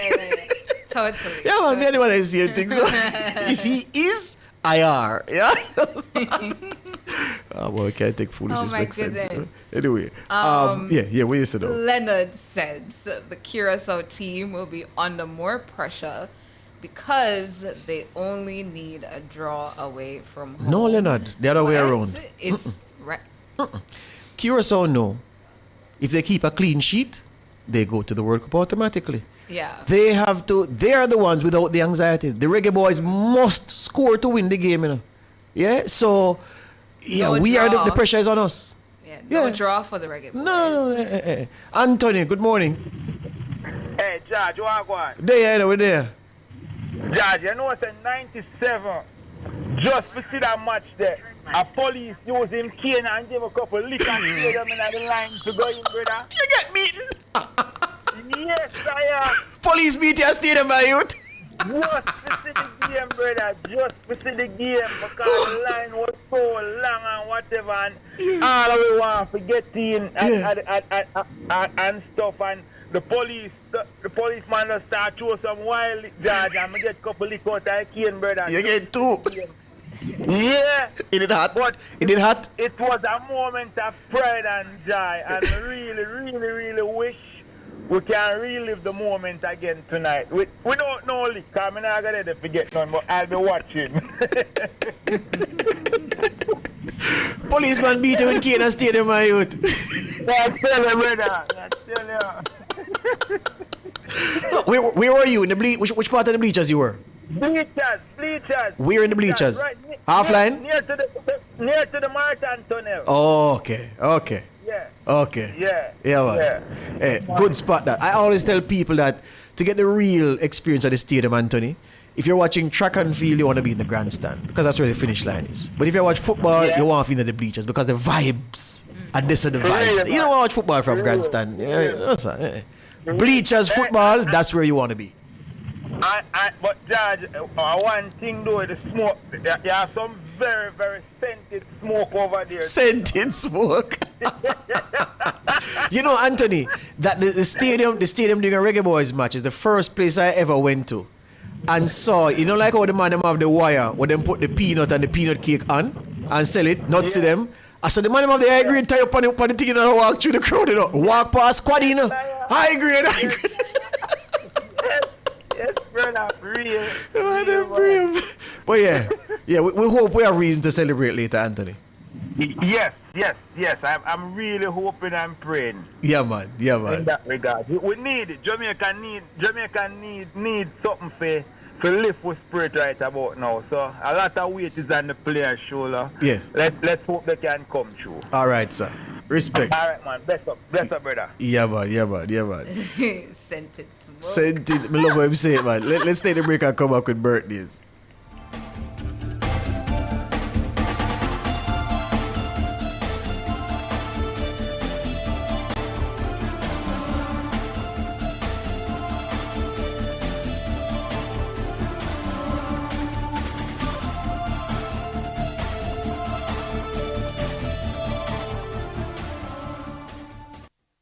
You're listening to Nationwide 90 FM. The time is 8:46. The Birthday Club is brought to you by Burger King. Holla me, holla yo, holla way, follow me and holla for the new cheesy jalapeno whopper from BK. Hata afa we say new cheesy jalapeno whopper make we talk in a gypsy. Well a pot, me I forget the new BK cheesy jalapeno whopper. Whole heap of spicy jalapenos and creamy cheese sauce. Get the combo with fries and drinks for $1,350. Holla me, holla yo, holla way, follow me and holla for the new cheesy jalapeno whopper from BK. It's the new BK cheesy jalapeno whopper from Burger King.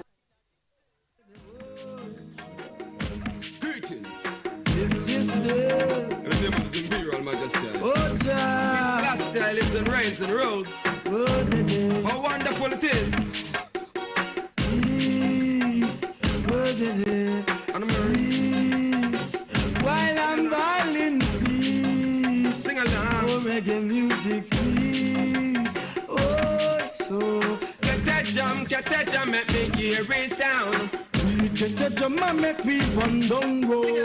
Get that jam, make me hear it sound. shake it, tambourine make it vocal frown. Get that jam, make me hear it sound. Me with them I go do fi move Bob Marley crown. Get that jam, make me hear it rebound. The music where we love and another fi we own.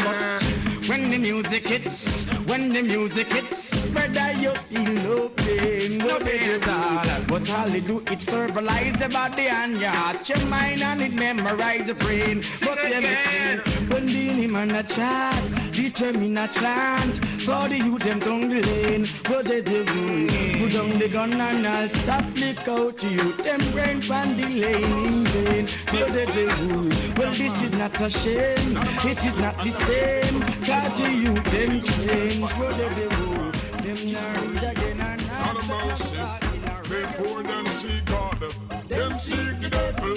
That's why them lies so miserable. But the killer say it's God and not the devil. And then this world would be comfortable. Then they praise Vatican 24/7 and don't know the man will build the earth and the heaven. I'ma make the sun shine 7 to 7. I see earthquake and storm where you're dangerous sitting. Lightning and thunder clap make you frightened. Volcano and lava burn you out of nothing. Man all a fight is brother to get war and storm from Cain and Page. Rastafari.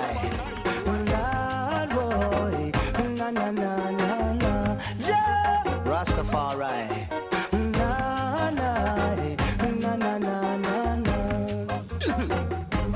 Holy Mount Zion, I'm coming home to you.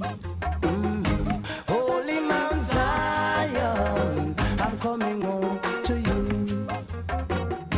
I face a lot of trials and tribulation, but through all of that I man still stand strong. Giving thanks and praise to the Almighty One, and looking forward to reach Mount Zion. And I man say, Zion, I'm coming home to you. Holy Mount Zion, I'm coming home to you. Righteous station, righteousness exalted nation. When the righteous man move, I know the Eden plan. But I wipe them out one by one. So, I don't think I'll have it in all. Oh no, I don't have it at all.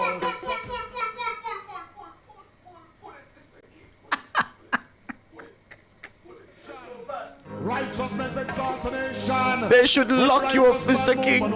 They should lock you up for abusing the music speakers in the cars and in the households of people. I don't think I'll have it in all. Oh no, no, have it at all. Children of brimstone and no one. I don't think I'll have it in all. Oh no, no, have it at all. When I fight against the righteous and fall, and it shall divide it by itself, shall never fall. And up by Saint Peter and up by Saint Paul. 20 black bottle. That is the cry of the youth. Mad Cabra don't respond to no than no do. Defending ghetto youth, yeah? The Cabra moon. I used to give the youths a blind. Listen to their cry. Lose off of them and them baggers and fire. Have we in the dark? After them alive. So we have to get past again. Give the youths a blind. Listen to their cry. Lose off of them and them baggers and fire. Have we in the dark? After them alive. You what? Brown, aka Mad Cobra.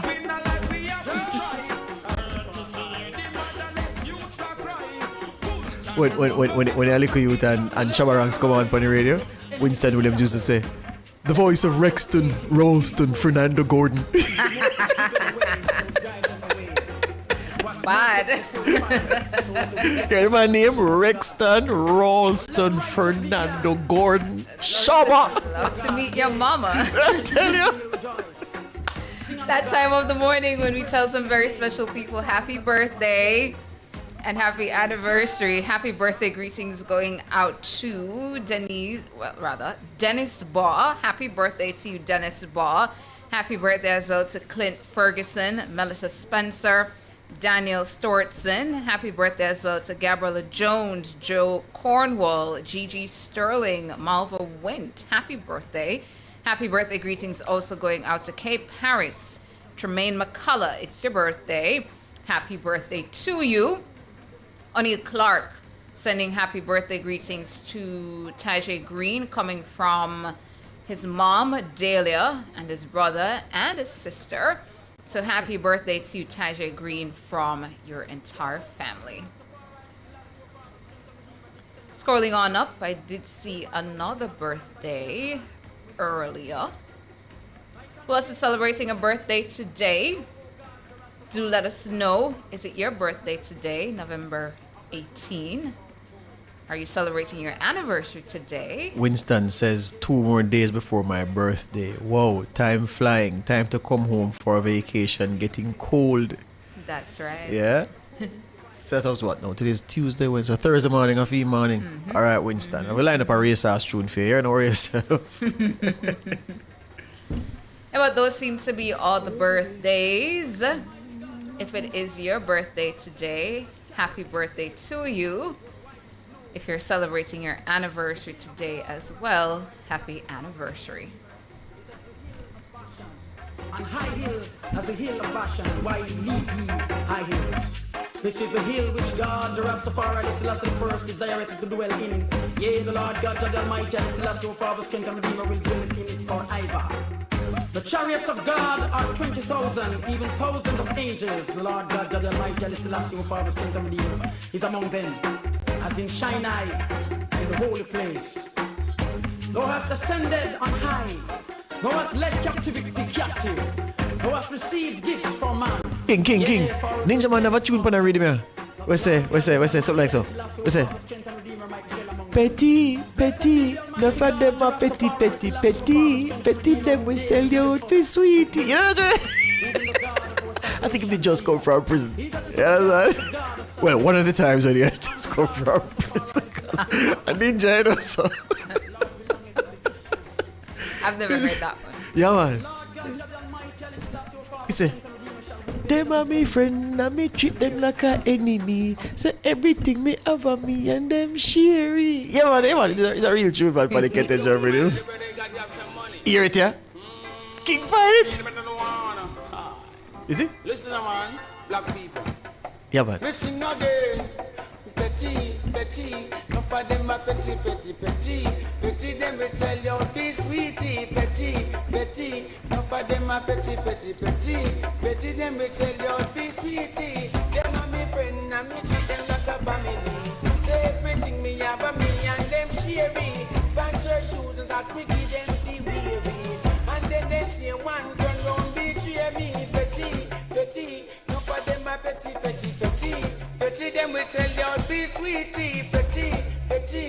The Birthday Club was brought to you by Burger King. Holla me, holla yo, holla way. Follow me and holla for the new cheesy jalapeno whopper from BK. Hata afa we say new cheesy jalapeno whopper make we talk in a gypsy. Well apart, me I forget the new BK cheesy jalapeno whopper. Whole heap of spicy jalapenos and creamy cheese sauce. Get the combo with fries and drinks for $1,350. Holla me, holla yo, holla way. Follow me and holla for the new cheesy jalapeno whopper from BK. It's the new BK cheesy jalapeno whopper from Burger King. Don't be greedy. Don't be evil. Oh, Tibet. Anthony Tibet. Admiral Tibet. This is a newer one, King? A long time, yeah, a long time. I haven't heard it in a long time. Yeah.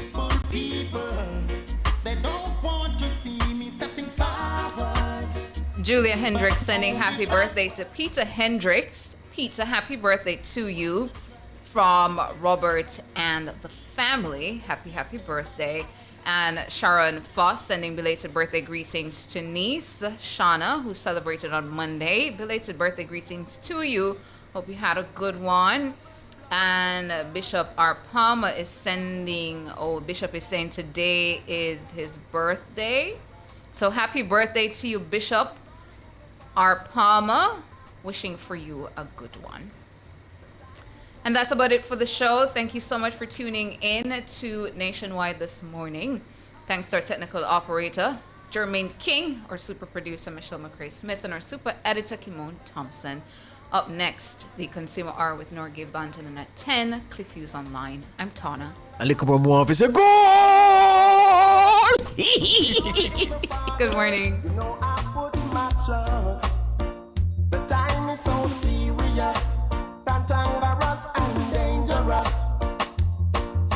All over the world, everyone is in a heated rush. You've just heard Nationwide this morning on Nationwide 90 FM.